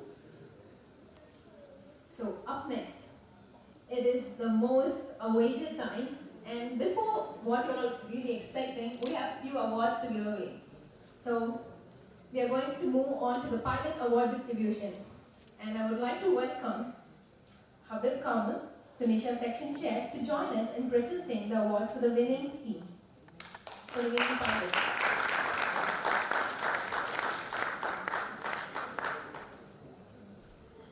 Panimal Engineering College and Panimal Institute of Technology, winner of IEEE YESIST12 2024 Vibrant Pilot Award under the category Loyalty.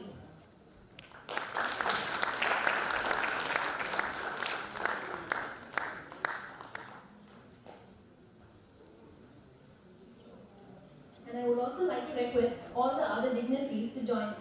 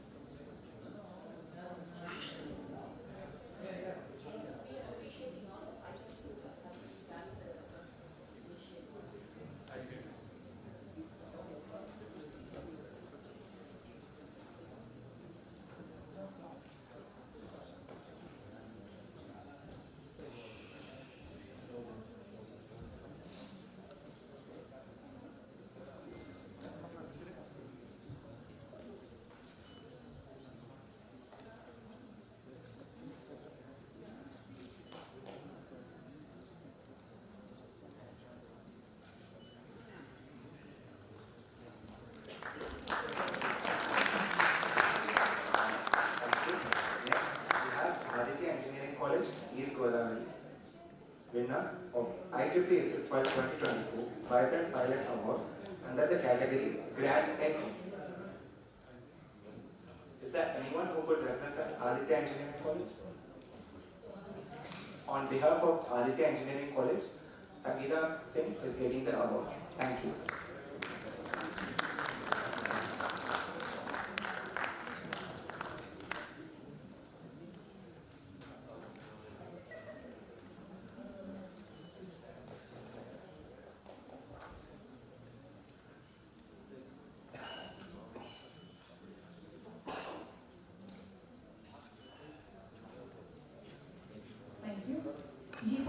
Engineering College, runner of IEEE YESIST12 2024 Vibrant Pilot Award under the category Grand Entry.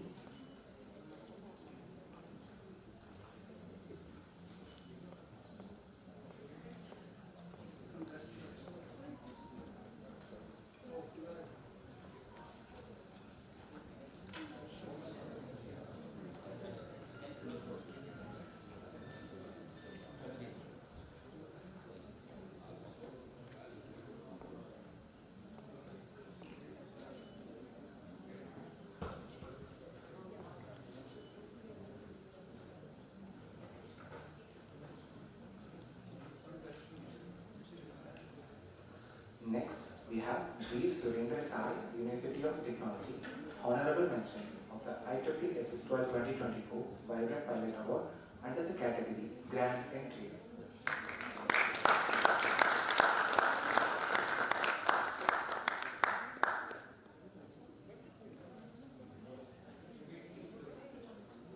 We have Veer Surendra Sai, University of Technology.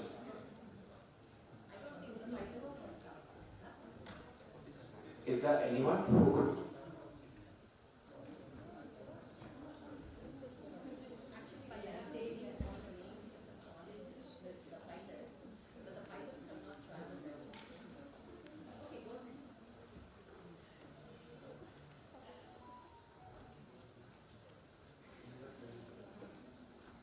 Up next we have Sardar Patel Institute of Technology under the category Grand Entry. So, since the pilots, we have on behalf of Sardar Patel Institute of Technology, we have Dushani Thakkar, who will be receiving this award.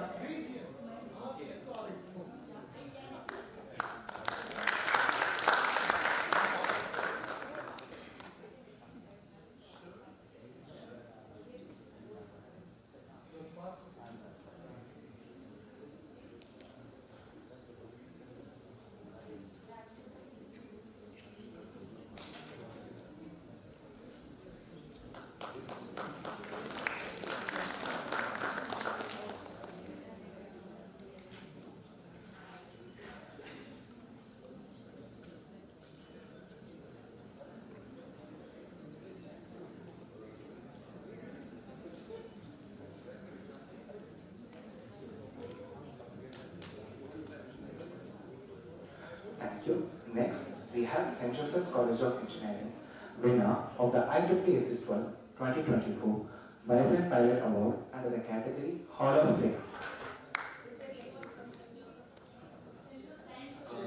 St. Joseph's. On behalf of St. Joseph's, we have Akshya, who will be receiving this award.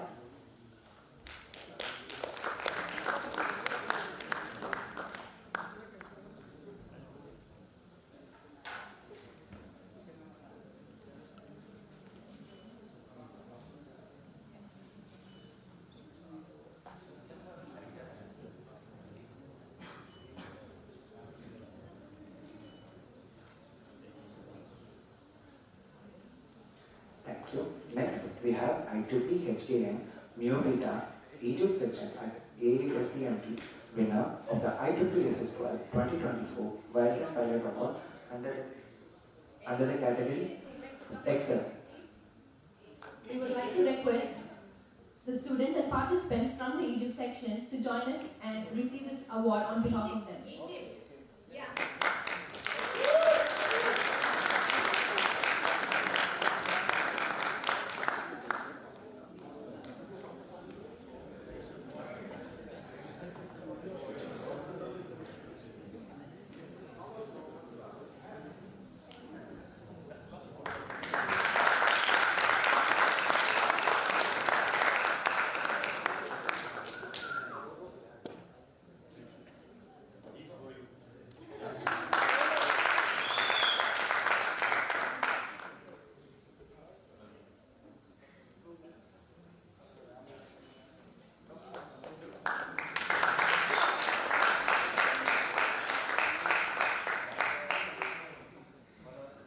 Next, we have Suchitra Academy, honorable mention of the IEEE YESIST12 2024 Vibrant Pilot Award under the category Excellence.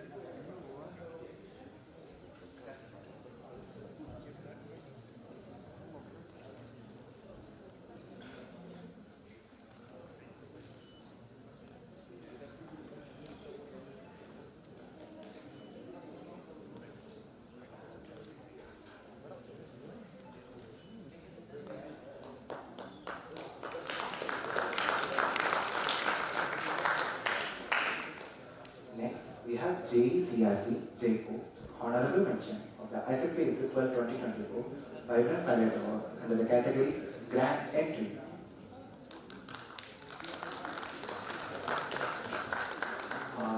Moving on, we have a host country pilot, and we would like to felicitate the North American Private University from Tunisia.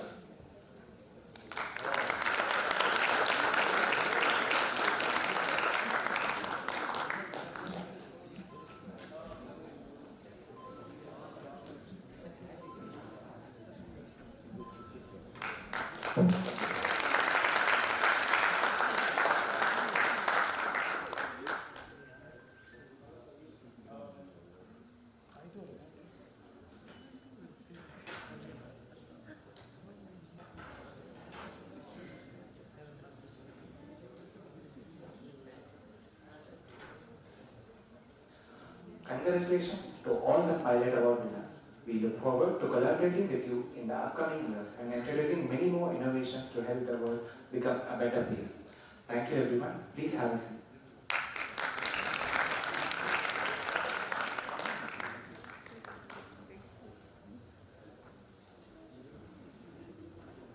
Recognizing the power of collaboration and shared goals, we take this opportunity to acknowledge the invaluable support we have received from our esteemed sponsors and partners. Now, we would like to felicitate our valued partners for their support in making this event possible.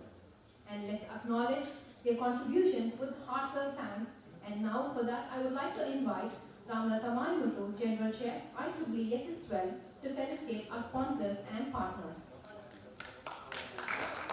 I would like to call all the dignitaries to join Ramlata Mayamuthu.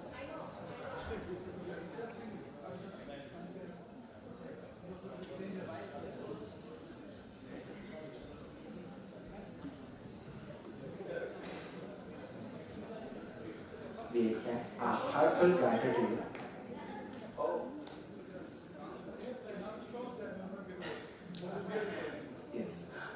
We extend a heartfelt gratitude to our sponsors, IEEE Industrial Application Society. Now, I would like to call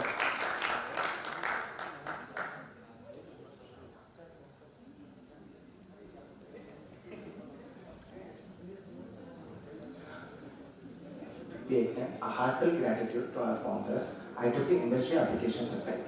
Now, I call upon Andrew Knight and Nihal El-Sharif to receive the felicitation.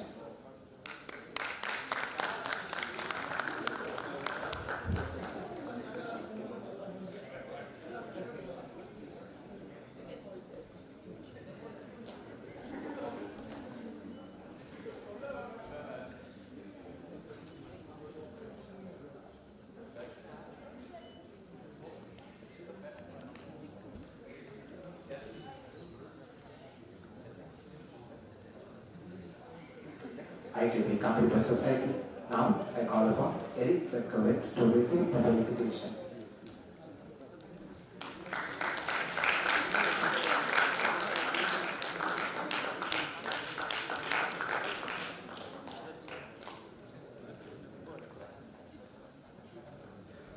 Now, EMC Test and Training Center. Now, I call upon Lenin Raja to receive the felicitation.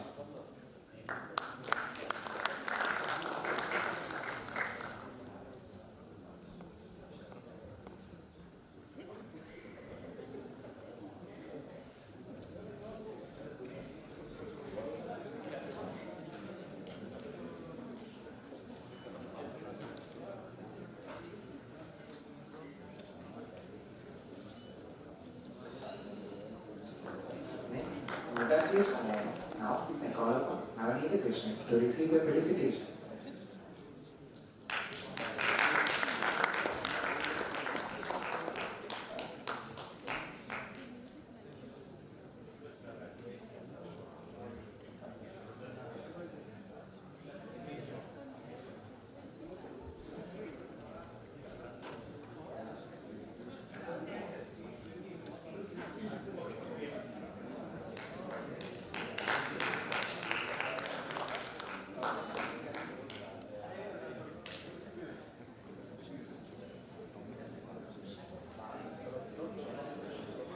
Next, IEEE Control System Society and IEEE Society of Social Amplification Technology. Now, I call upon Hosanna Basit Duncan to receive the felicitation.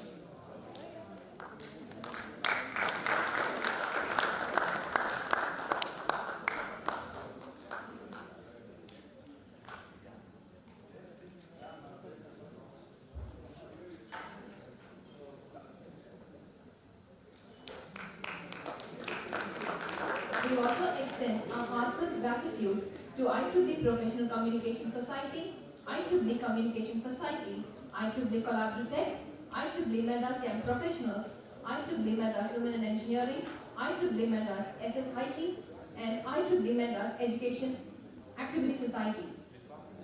Next, we also would like to thank our partners, IEEE Tunisia Chapter. Now, I call upon Habib Kama to receive the felicitation.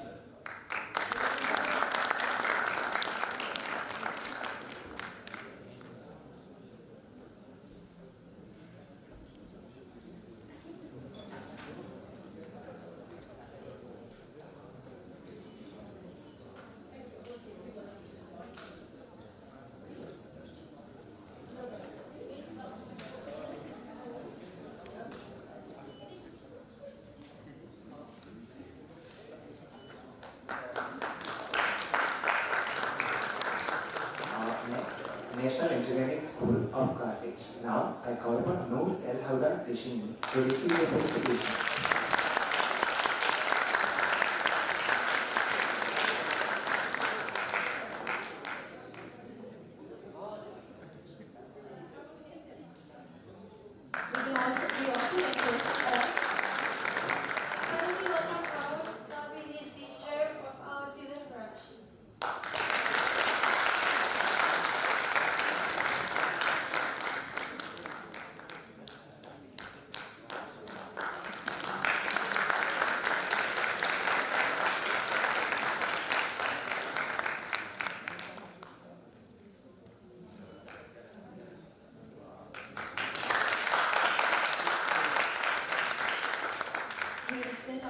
Gratitude to iExplore Foundation for Sustainable Development, MakerGut, Tunisian City, and University of SFAX.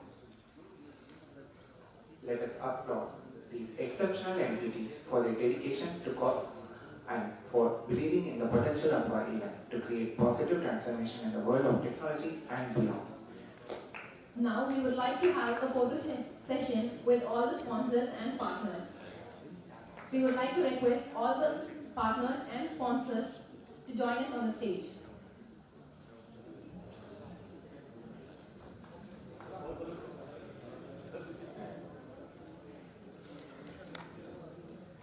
Maybe along with our own stage contribution.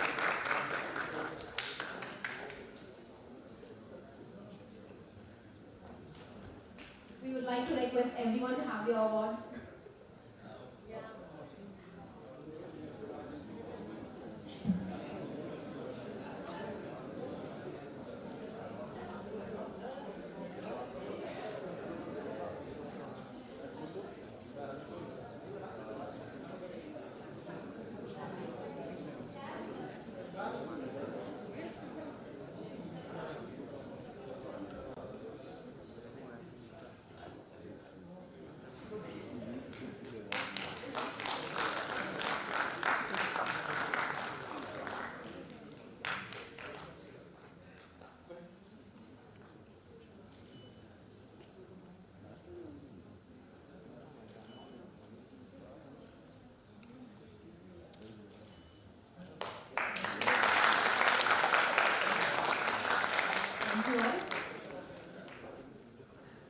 Here comes the most exciting moment, the prize distribution session. Now, I call upon Noor El Houda Rishini for the TEDx event. I request Eric Berkowitz to distribute the prizes to the winners.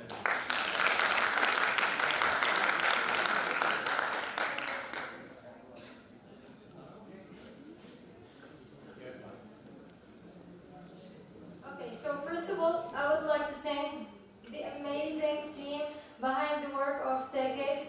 Thank you for everything you have done. And I would like to thank the IEEE Computer Society because without you we couldn't do anything.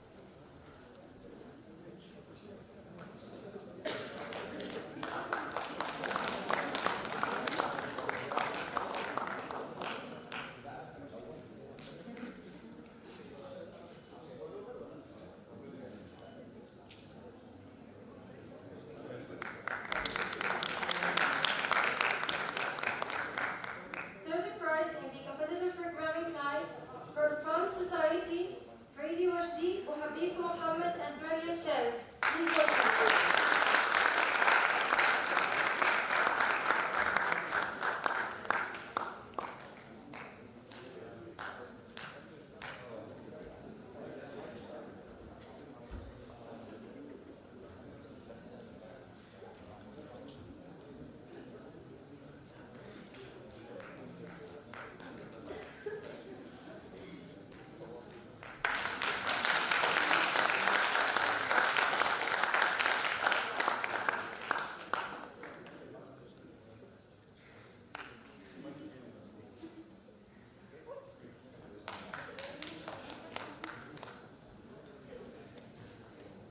We have also the winner of the web development competition, Nidal Shelhi. Thank you for your support.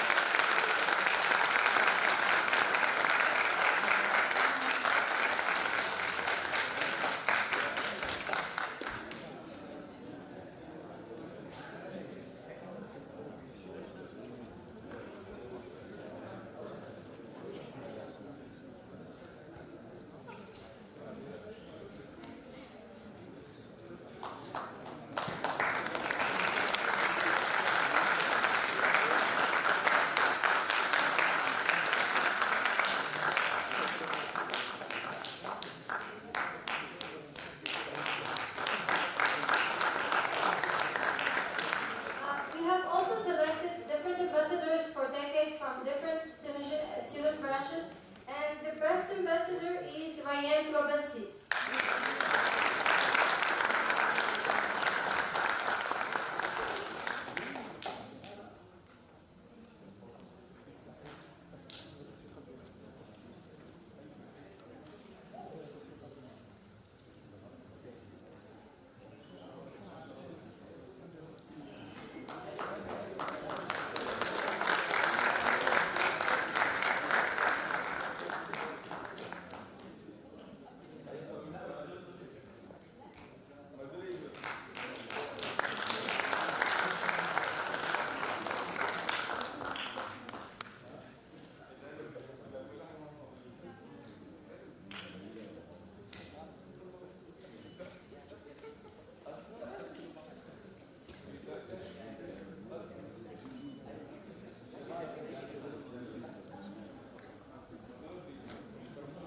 Thank you, everyone. Thank you again for your hard work. Thanks.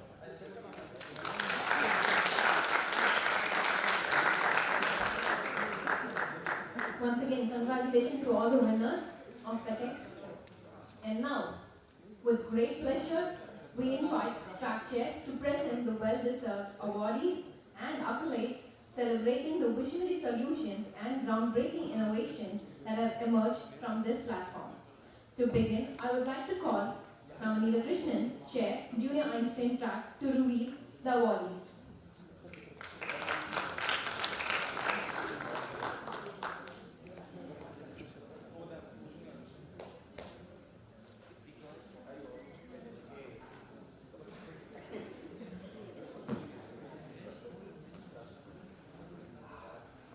Dignitaries on of the dais, committee members, guests, and the problem solvers. Good evening. When I say problem solvers, I still remember back in my school, the one and only problem I had was how to act like I'm listening actively to the class while I'm actually thinking about something else, probably the lines at the play. That was the only problem that I had. But today, the whole world is talking about the 21st century skills, how to make the student actively engage and to become the 21st century learner. And the institutions across the world are working on figuring out how to inculcate this 21st century skills. The YESIST12 is one such platform which will inculcate the 21st century skills among the students by in terms of engaging you in various activities, selecting your project and working with your teams and completing it, applying for the competition, traveling to the other place, other country, and all the exposure, whatever you get out of this YESIST12 will cover all the aspects of your 21st century skills. Also, today the UNSDT is talk of the town. The YESIST12 has introduced this UN SDG and the theme as UN SDG since its inception. In that way, I would like to thank my mentor, Dr. Ramlata Marimutu, for this amazing initiative and nurturing the young minds with innovation and 21st century learning from 2013. Not only this, various activities, various impactful activities that she carries, along with powerful leaders like Dr. Bosana, Pasik Duncan, and our advisor Dr. Lenin, and all the dignitaries, Mr. Eric, and many people, is amazing. I still remember in 2016, when we host this program in India, Dr. Bosana was there as the guest. One participant was curiously asking, "Ma'am, my slot is, my presentation slot is tomorrow. I am told that you are leaving today. Can you please be here to listen to my presentation?" And she immediately postponed her travel back to US and stayed in India just to listen to the presentation in India. Friends, we introduced this Junior Einstein track in 2018 to provide a platform for pre-university students. We call school students in India.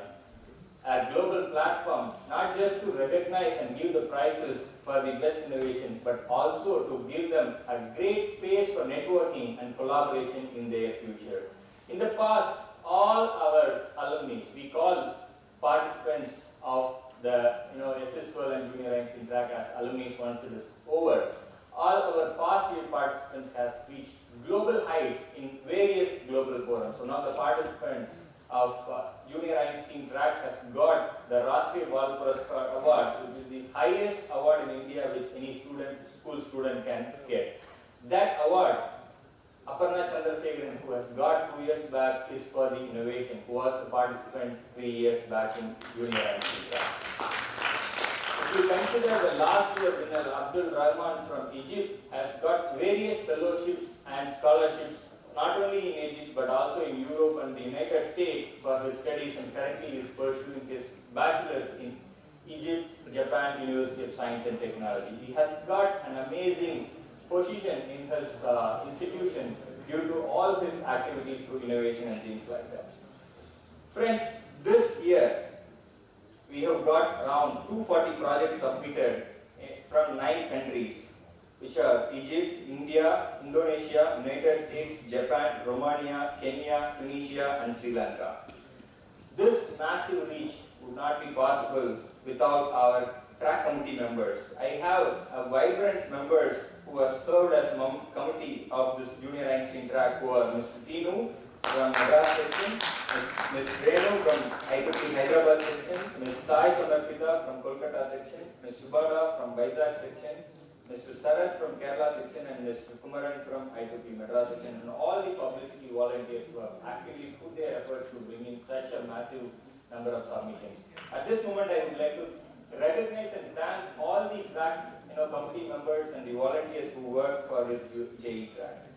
At this moment, I would also like to thank the fellow track chairs and committee members of IEEE YESIST12 who have put their efforts for one long years in the past for this YESIST12 2024 to happen.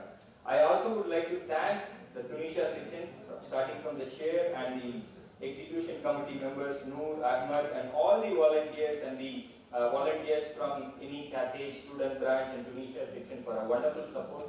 We are having a great time for the past 2 days in Tunisia. Thank you so much.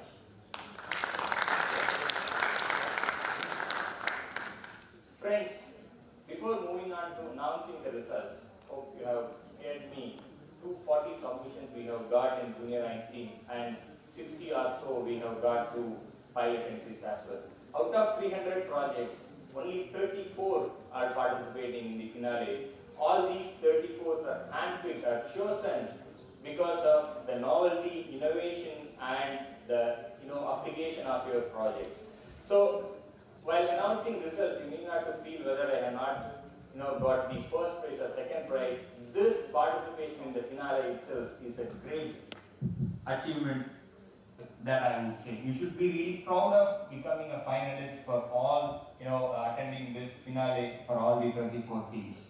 For that, I would like to, give a great applause to yourself for becoming the finalist in this. YESIST12 Team.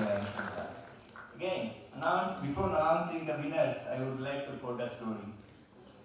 Hope many of you here are athletes. Athletes say 1954, May 6th is very, very important day. There was a person in London called Roger Bannister. He had a natural talent of running 1 mile in 4 minutes 30 seconds. His friends said, Roger, you have some natural talent. If you can practice more, you can able to reach more. He practiced, and in the same day, he ran and made a world record of running 1 mile distance in 4 minutes. This is a world record that the Roger Bannister has set. You won't believe, within 3 months, 40 people broke that record. A study conducted and asked to all the people who broke that record, why you have done this only in this time. And people said, we didn't think that we can able to run 1 mile in 4 minutes, less than 4 minutes. And Roger Bannister has set a trend so that we can follow him. I can see all of you sitting here are the Roger Bannisters, and I wish your path will be a great success. Wish you a good luck. Now we'll move on to the results part. So out of 34 teams presented both in online and offline, we have selected top 5 teams who will be given a titles honorable mention for the 3 teams, runner and winner. The winner will get 1000 USD as the cash prize. In no particular order, first I would announce the honorable mentions. Okay. I request Dr. Bozana to recognize the honorable mention category winners with the certificate and memento. In no particular order, the honorable mention 1 goes to the team ID 6899 for the project Recyclopedia. Technology School. I request the team members and the mentor to come on to the stage to get recognized.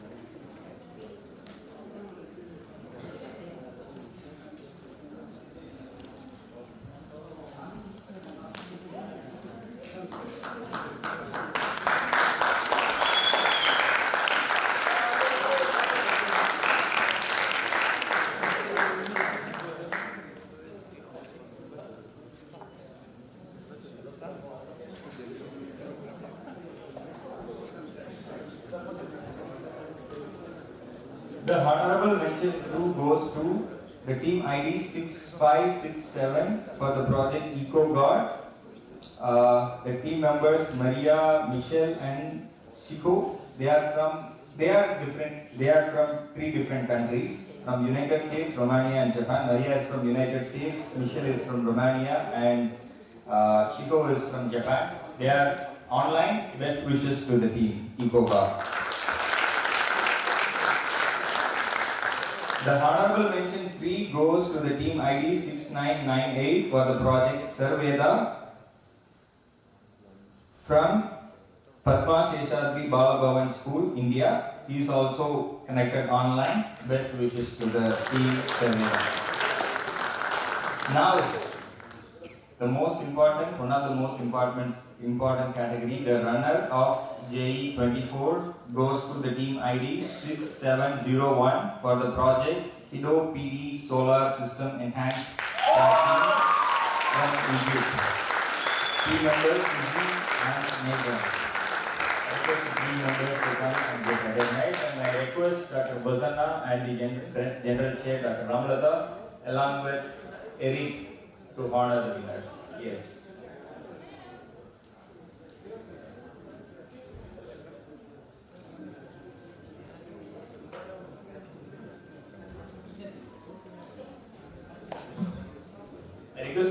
dignitaries also to please join for the photo. It would be great to have the luminaries in the photo.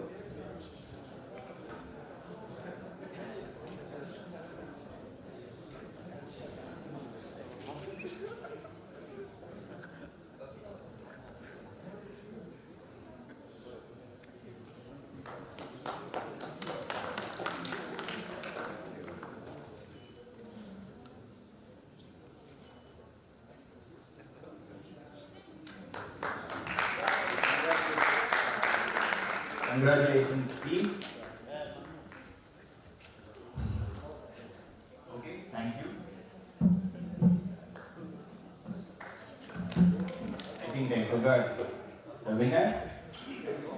The winner of IEEE YESIST12 JE Junior Einstein Track 2024 goes to the team ID 6999 for the project Virtual Reality for Improved Education of Children with Autism from Shiraz International School, India.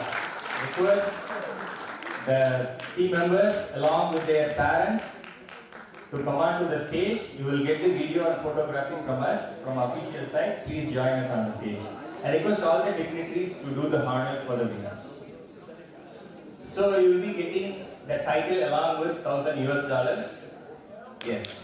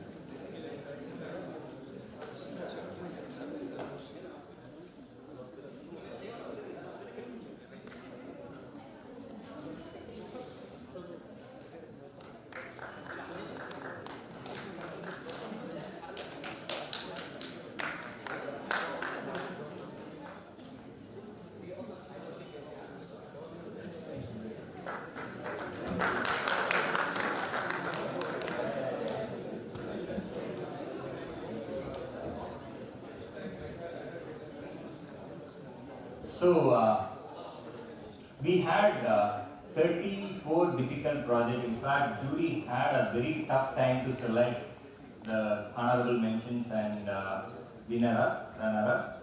So I would like to thank our jury, Dr. Sangeeta Singh and also Dr. Dimitri from Italy for their wonderful support. Dr. Sangeeta, thank you so much. Dr. Sangeeta, I'm calling you. Thank you so much for your support. Thank you. Thank you. We had a great time in Egypt and also in this year. This is called JE 2024. We will see you in the next year, JE 2025. Thank you so much.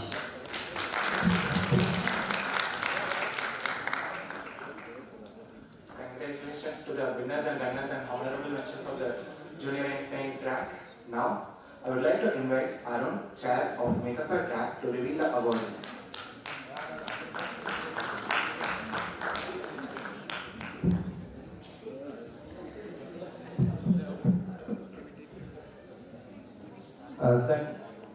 Thank you for the opportunity.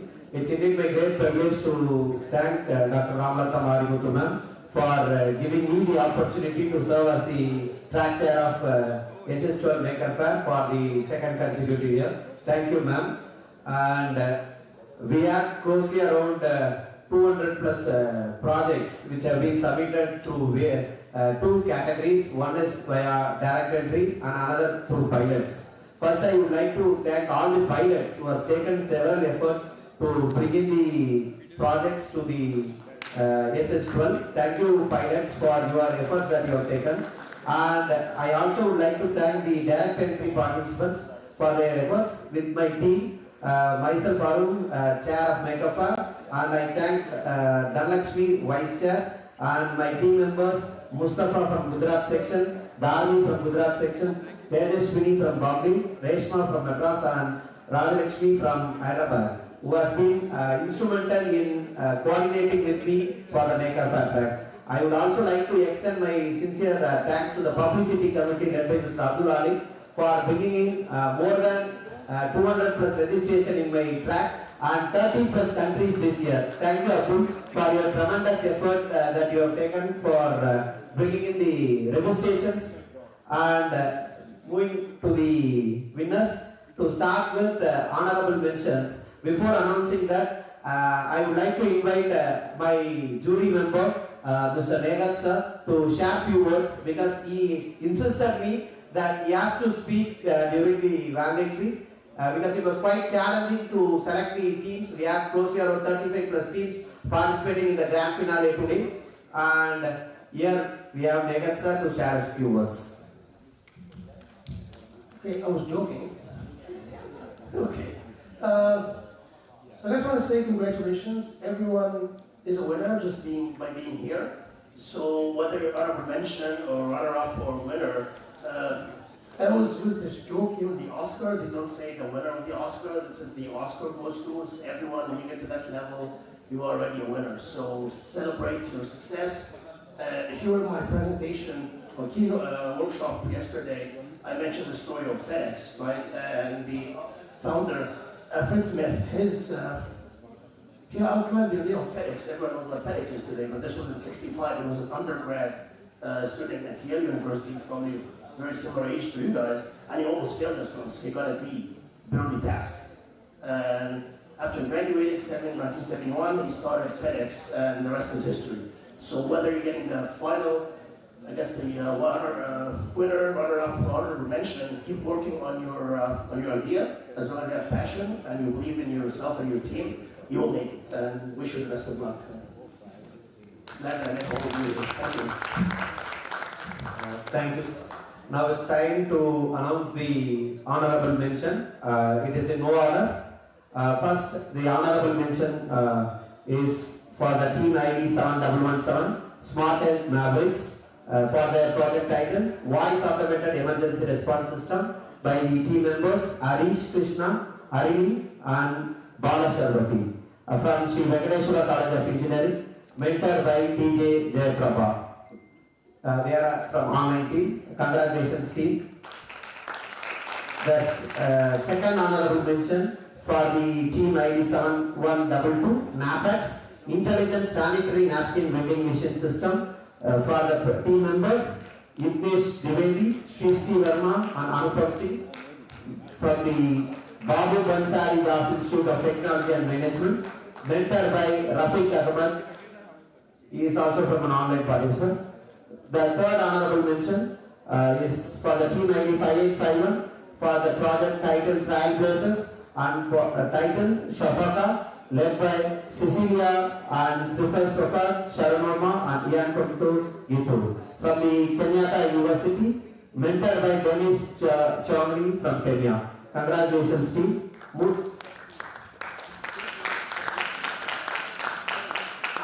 Moving on to the runner-up.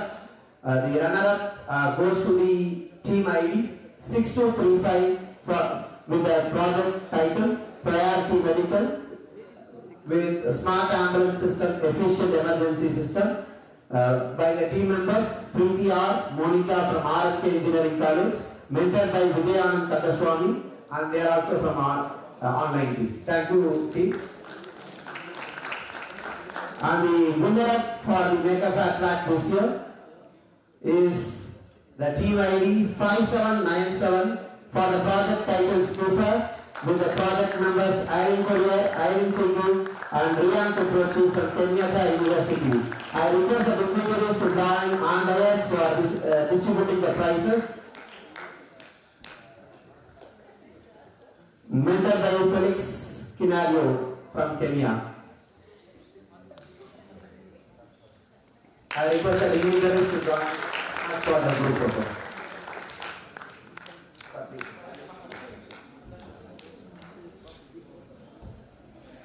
Sir, yes, sir. Very sir.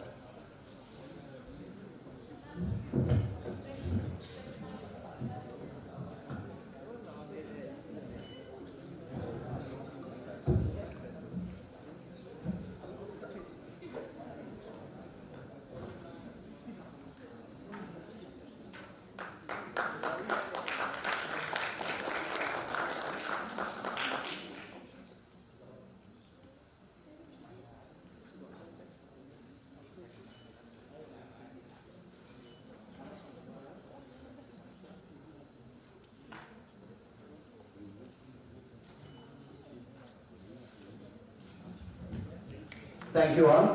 Before I leave, I fail in my duty if I would not thank the organizing secretaries, both the organizing secretaries for your efforts. Thank you Rishi and Akshya for the support that you rendered. And I would also like to thank all my co-chairs and the track chairs, Indumati specifically, for always being supportive to me. Thank you, Indu. Thank you. Thank you. And once again, hearty congratulations to all the winners, runners, and honorable mentions, and also the vibrant participants of Make a Fair Track. So now, moving forward, I would like to invite Indumati Gunasekharan, Chair, Special Track, to reveal the awardees.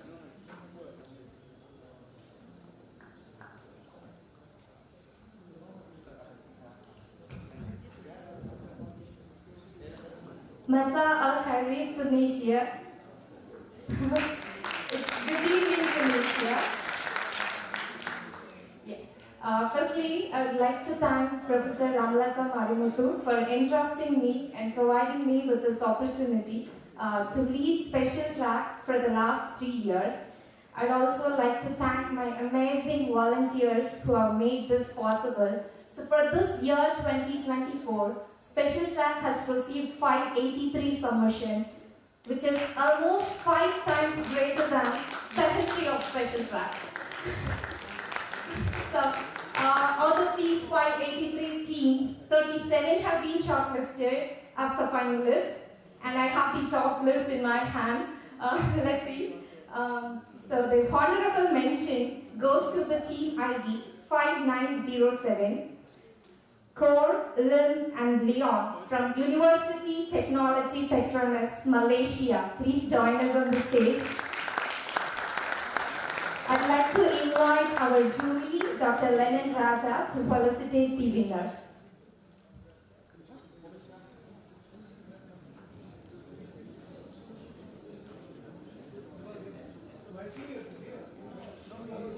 So all the dignitaries,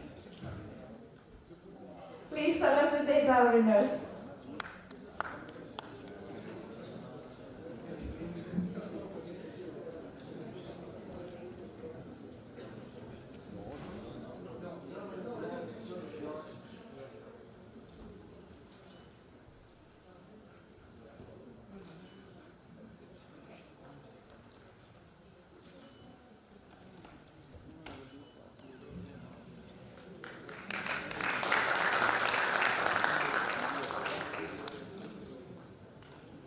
And then the team ID 6347 receiving honorable mention. I'd like to invite Bharani Vishnu and Batula Trina from RVR and JC College of Engineering, India.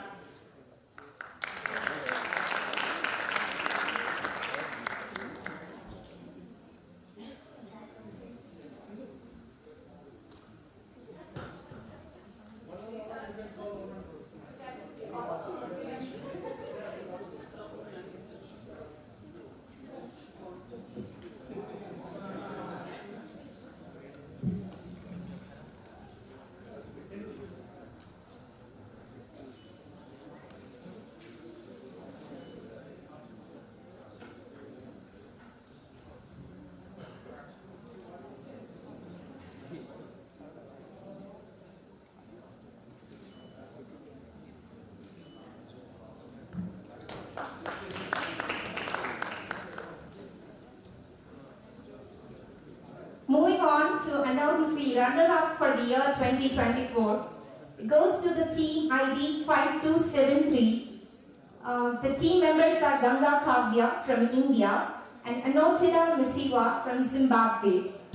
From the college, Aditya College of Engineering and Technology, India, the team has joined us online. Congratulations and best wishes, team.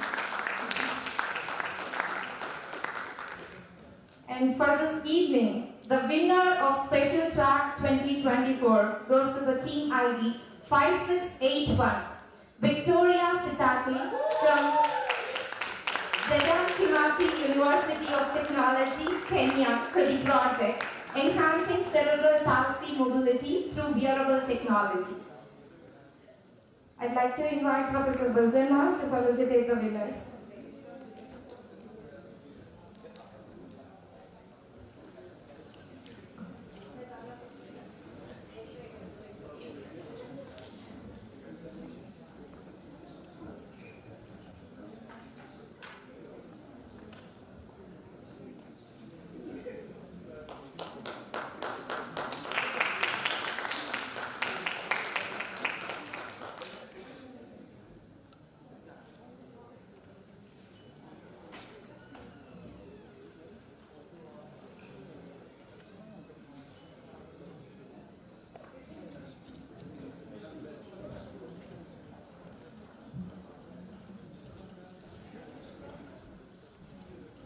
passing the mic on to Dr. Lanin Raza, my jury, to pass on few words to the participants and the winners of special track.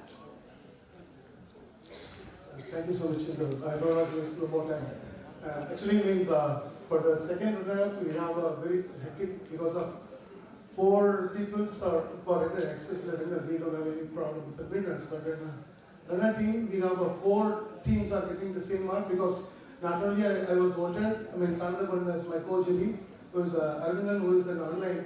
So he is also mentioned about that because in this 4 team, it's a very micro mark, they get the second prize. So means not only the first and second, who are participating in all the 37 out of 37 who are the winners because means I really enjoy a lot of new technology and terminology. I also learned. That is my takeaway from this SS12, from this special track. Thank you so much. Thank you so much.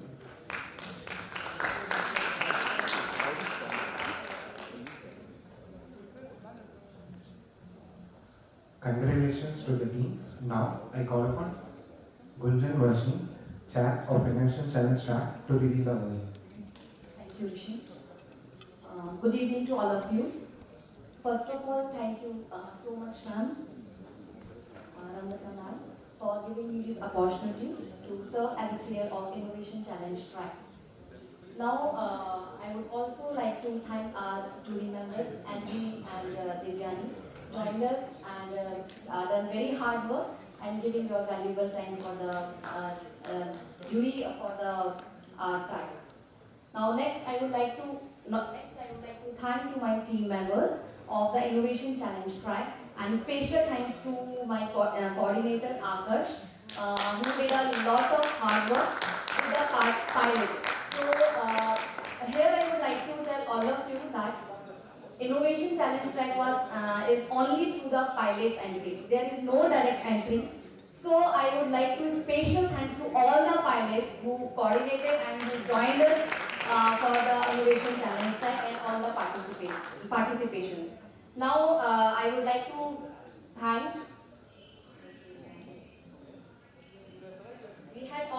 I would like to inform we had almost more than 200 participation through all over, through the pilots all over at a global level.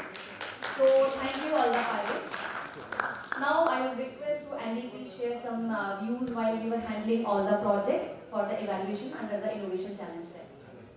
Thank you. I just want to say that I was really amazed and impressed by the quality of everything that I saw, the presentations, and the quality of the technology and the projects and the project planning that had gone together.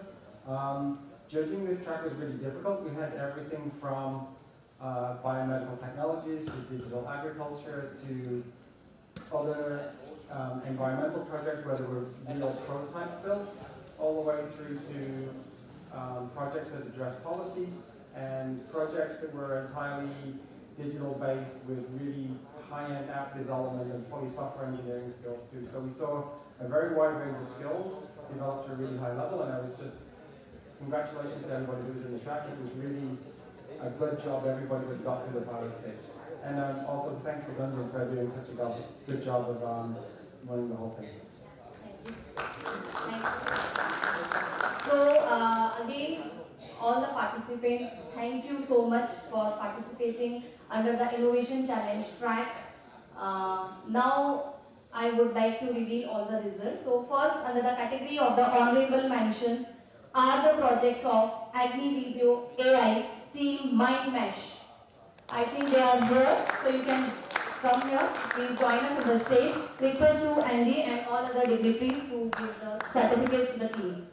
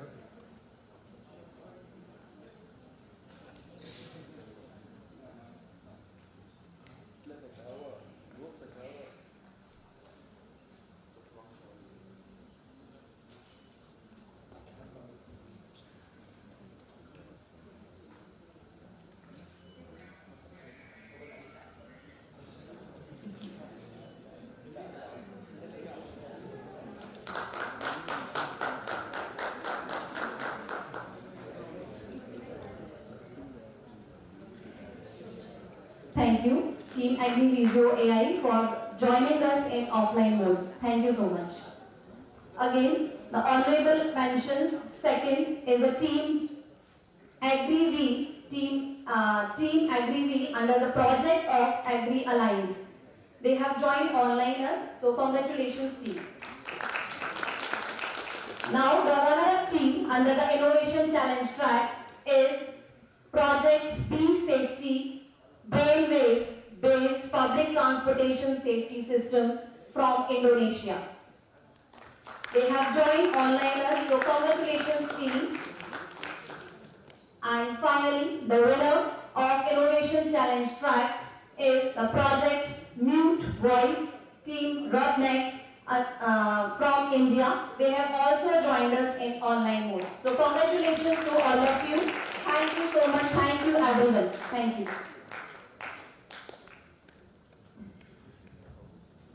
Thank you, ma'am, and congratulations, Inna. Now I call upon Harivardhagini, ma'am, for chair of PPA track to reveal the awards.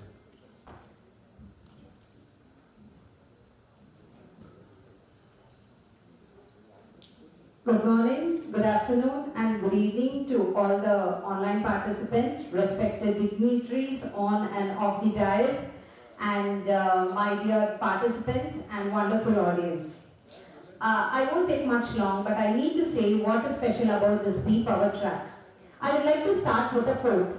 It is always believed that one woman's success can only help another woman's success. With this quote, I, yes, Harivardhani, would like to welcome you all to this winner announcement of the V-Power track. The V-Power track of SS12 is designed to encourage women's participation in power and energy field. So that is why one of the important criteria of this track is that there should be at least one girl participant for them to be eligible in this track. So this is an overarching objective to bring about the significant changes in STEM education for women, ultimately in addressing the hazards of power generation through environmental friendly practices. Now, the South Asia Gender and Energy Program, which is spearheaded by the World Bank, is supporting this very good cause of V-Power. And this initiative serves as a beacon of change, aiming to reconfigure the landscape and especially women's participation in the field of STEM, that is science, technology, engineering and mathematics. The theme of V-Power track was clean and affordable energy, which places a primary emphasis on mitigating carbon footprints while ensuring the enduring availability of energy for the future generation. I would like to mention about few members who were instrumental in creating this V-Power track. The first person who's the backbone of this track is Dr. Ramlata Marimuthu ma'am, who has made us understand the need of emphasizing the importance of women in the field of power and energy sector.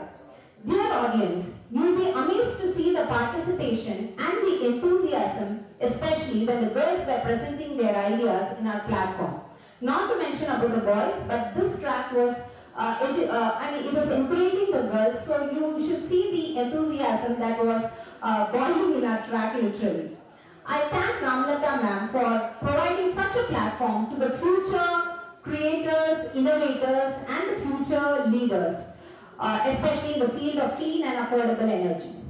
I would like to mention about Dr. Bozana ma'am, who is the mentor of this track. I've been working under ma'am for the past 2 years under this track, and she has ensured that all the projects were analyzed, and she celebrates each and every project that was presented today. And you will not believe, she just landed day before yesterday, and she was there throughout the session, encouraging, listening to each and every project.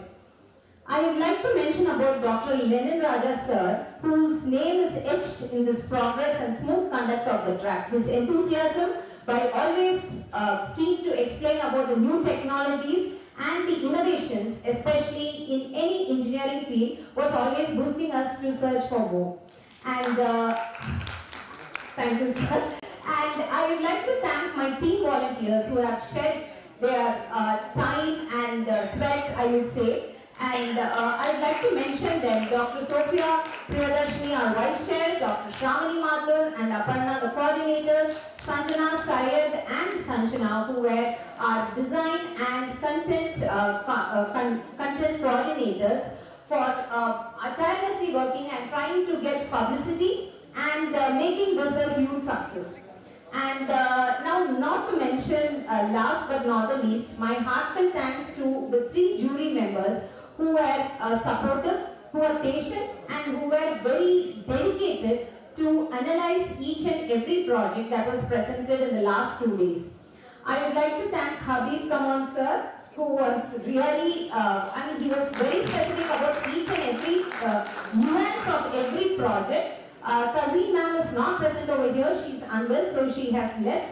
But she, who has become a close friend now to me, but the enthusiasm that she had for each and every project, highlighting the significant merits and the flaws as well to every team member. And I would be failing in my duty if I don't thank Rupa Jain, who joined us from US in spite of her time zone differences. She was sitting throughout the projects and helping us evaluate the same. The 3 judges, I would say, were the icons of the 2 days of V-Power track to help us find out, to help us declare a winner today. So they have offered, to be very specific, Rupal Jain ma'am has also offered support to 2 to 3 projects if they are willing to increase the scalability of their project. She has declared it in her session. And a small thing about statistics about V-Power track, we had about 124 submissions, and of which we selected the best 30. And our diversity were from Egypt, Kenya, Pakistan and India. So congratulations to all the participants, and now I take this opportunity to announce the winners. I request Habib sir, Ramlata ma'am and all the dignitaries on the stage. Ahmed also. Ahmed, please, I would like to call you up. Yes, you have been our backbone for past 2 days. Finally, we are seeing you standing without running, so please join us. I request all the dignitaries on the stage to please join us as I take this opportunity to announce the honorable mention. So the honorable mention is Team 6520. The title of the project is Transporter, and the participants are Victoria and Daniel. Congratulations. They are from Jomo Kenyatta University of Agriculture and Technology from Kenya. I just request you to please come and take the certificate. They are honorable mention.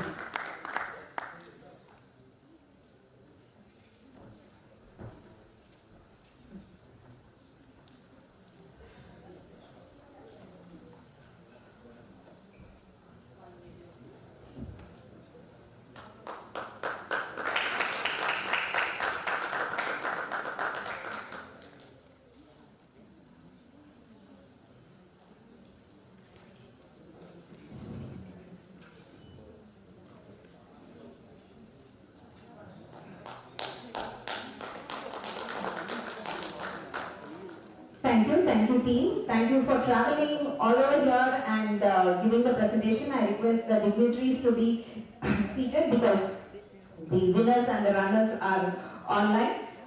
So the runner-up of the V-Power track for 2024 is Team 5686 Autotots.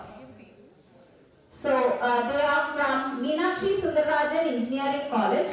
With their mentor Vinod Kumar, and the team members are Rohan Stephen, Ovyavarshini, Soundarya and Parthiban. A big congratulations. I hope you are listening this in YouTube. You really did very well, and the entire jury were impressed. And coming to the winner of 2024 V-Power track, it is the team number 6678 Smart Solar Wind Power EV Charging Station. And this is from, they are representing Senior College of Engineering. The participants are Bhavana Padihar, Sai Kripa and Shravani. And their mentor is Dr. Venkateshwarlu. So congratulations. Hope the team is also listening from YouTube. a heartfelt congratulations to the entire winners. So I would like to take this opportunity to thank the mentors who have molded the young minds to make it up to the platform, all the participants, and of course the parents who are the guiding light for the love and support to YESIST12 2024. Thank you. Thank you, ma'am. And congratulations, winners, runners, and honorable mention of V-Power Track. And once again, a heartily congratulations to all the winners, all the runners, on all the honorable mentions, and also the participants. A round of applause, please. At this moment, I would also like to take a time to thank iEngage Track for their support for the pre-conference event that was held previously. Thank you, team. And also I would like to take time to thank publicity team, sponsorship team, IT operations team, design team, alumni team, app committee team, and content team for the continuous support for the tracks. And also, how could I miss the secretaries and the general chair? Thank you so much. This segment was a testament to the power of collaboration, innovation, and spirit of the IEEE YESIST12. Congratulations to all the winners and wishing good luck for all the participants. With immense gratitude, we would like to thank the juries who took keen interest in looking at the innovative projects of participants and providing the valuable judgments. And we would also like to request all the winners to stay back for a photo session which will be post the voter stands. Gratitude makes sense of our past, brings peace for today, and creates a vision for tomorrow. Now, I would like to call Ahmed Abdulli, IEEE Tunisia section, to deliver the vote of thanks.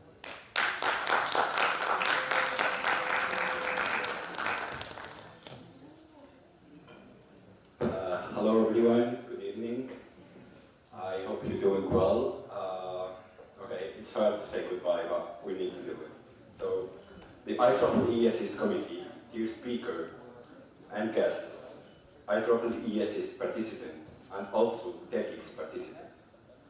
As we come to close of this remarkable event, the YESIST12, in collaboration with TechX, firstly, I would like to congratulate you all for your project. Your projects are amazing. You have totally made this event a success. We are proud of you, and your project was amazing. The IEEE Tunisia section, judge, speakers, chair track, and the YESIST committee are very proud. So please keep going, because by advancing technology for humanity, we are not just solving today's problems, but we are building better tomorrow.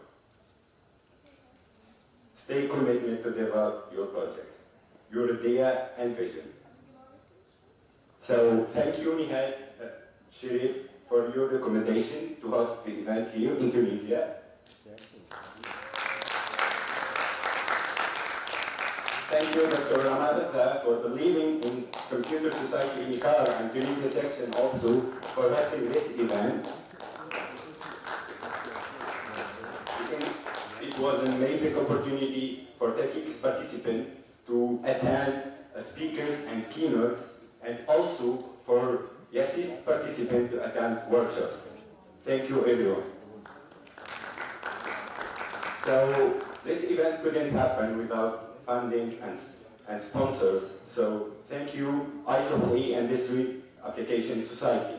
Thank you very much for your generous funding.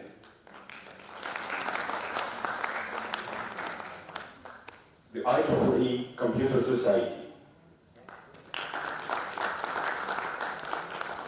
Dr. Bazana, your guidance for IEEE YESIST committee was amazing. Deepak, Dr. Lane, Mr. Habib also, Pakisha, Arvadin, thank you very much. Of course, this couldn't happen also without other sponsors and partners like University of Stochastic and University of Carthage. Also, Salah Debaj was amazing totally ready for everything. So please join the stage. Abir Kadarati and Hina Habibi for taking care about coordinating with TechX event the program. Yasin Ayuba and Emily Shaba for your amazing commitment and being ready for everything. Eya Karmus, you are just an amazing. Keep going, please. Thank you all very much. You made this successful.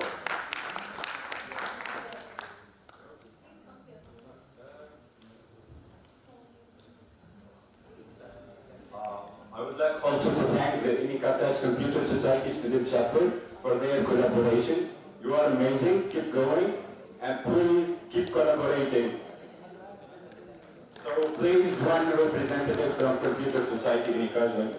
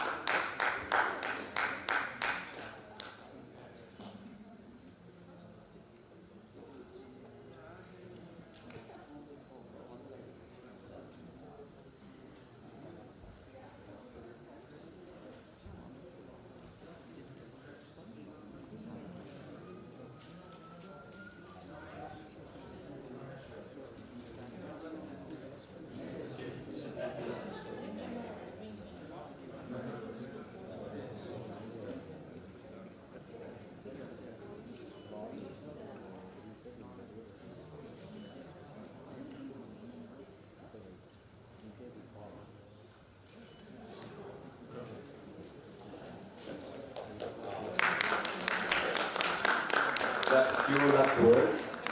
Okay, so much.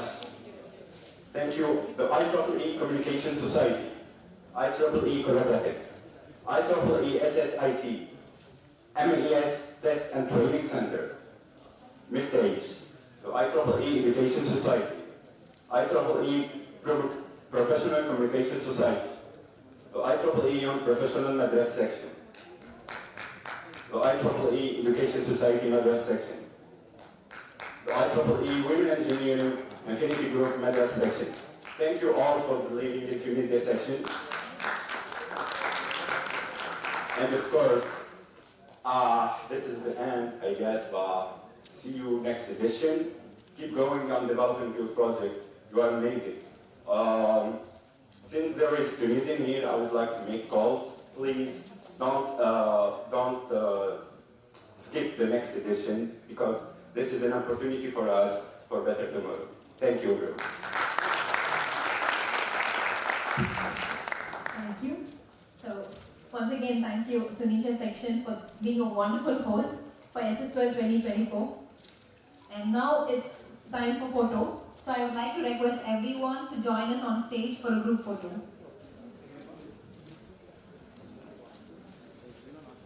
Once again, I would like to request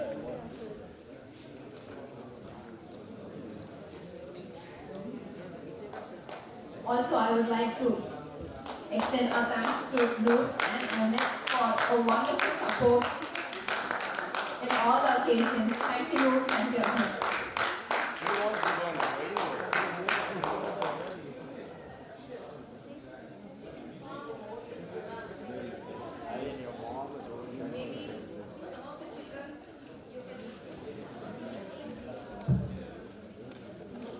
I would like to request everyone to join us on stage for a group picture. Participants, mentors, parents, please join us on stage for a group picture.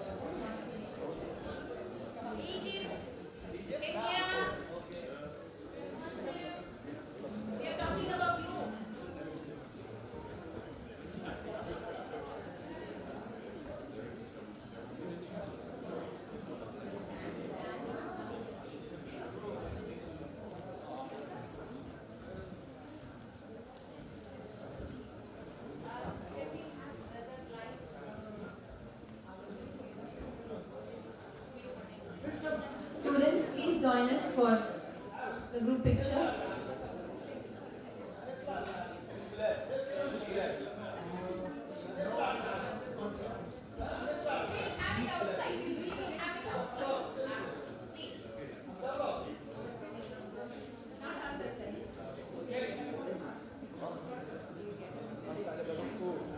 Participants, could you please come onto the stage?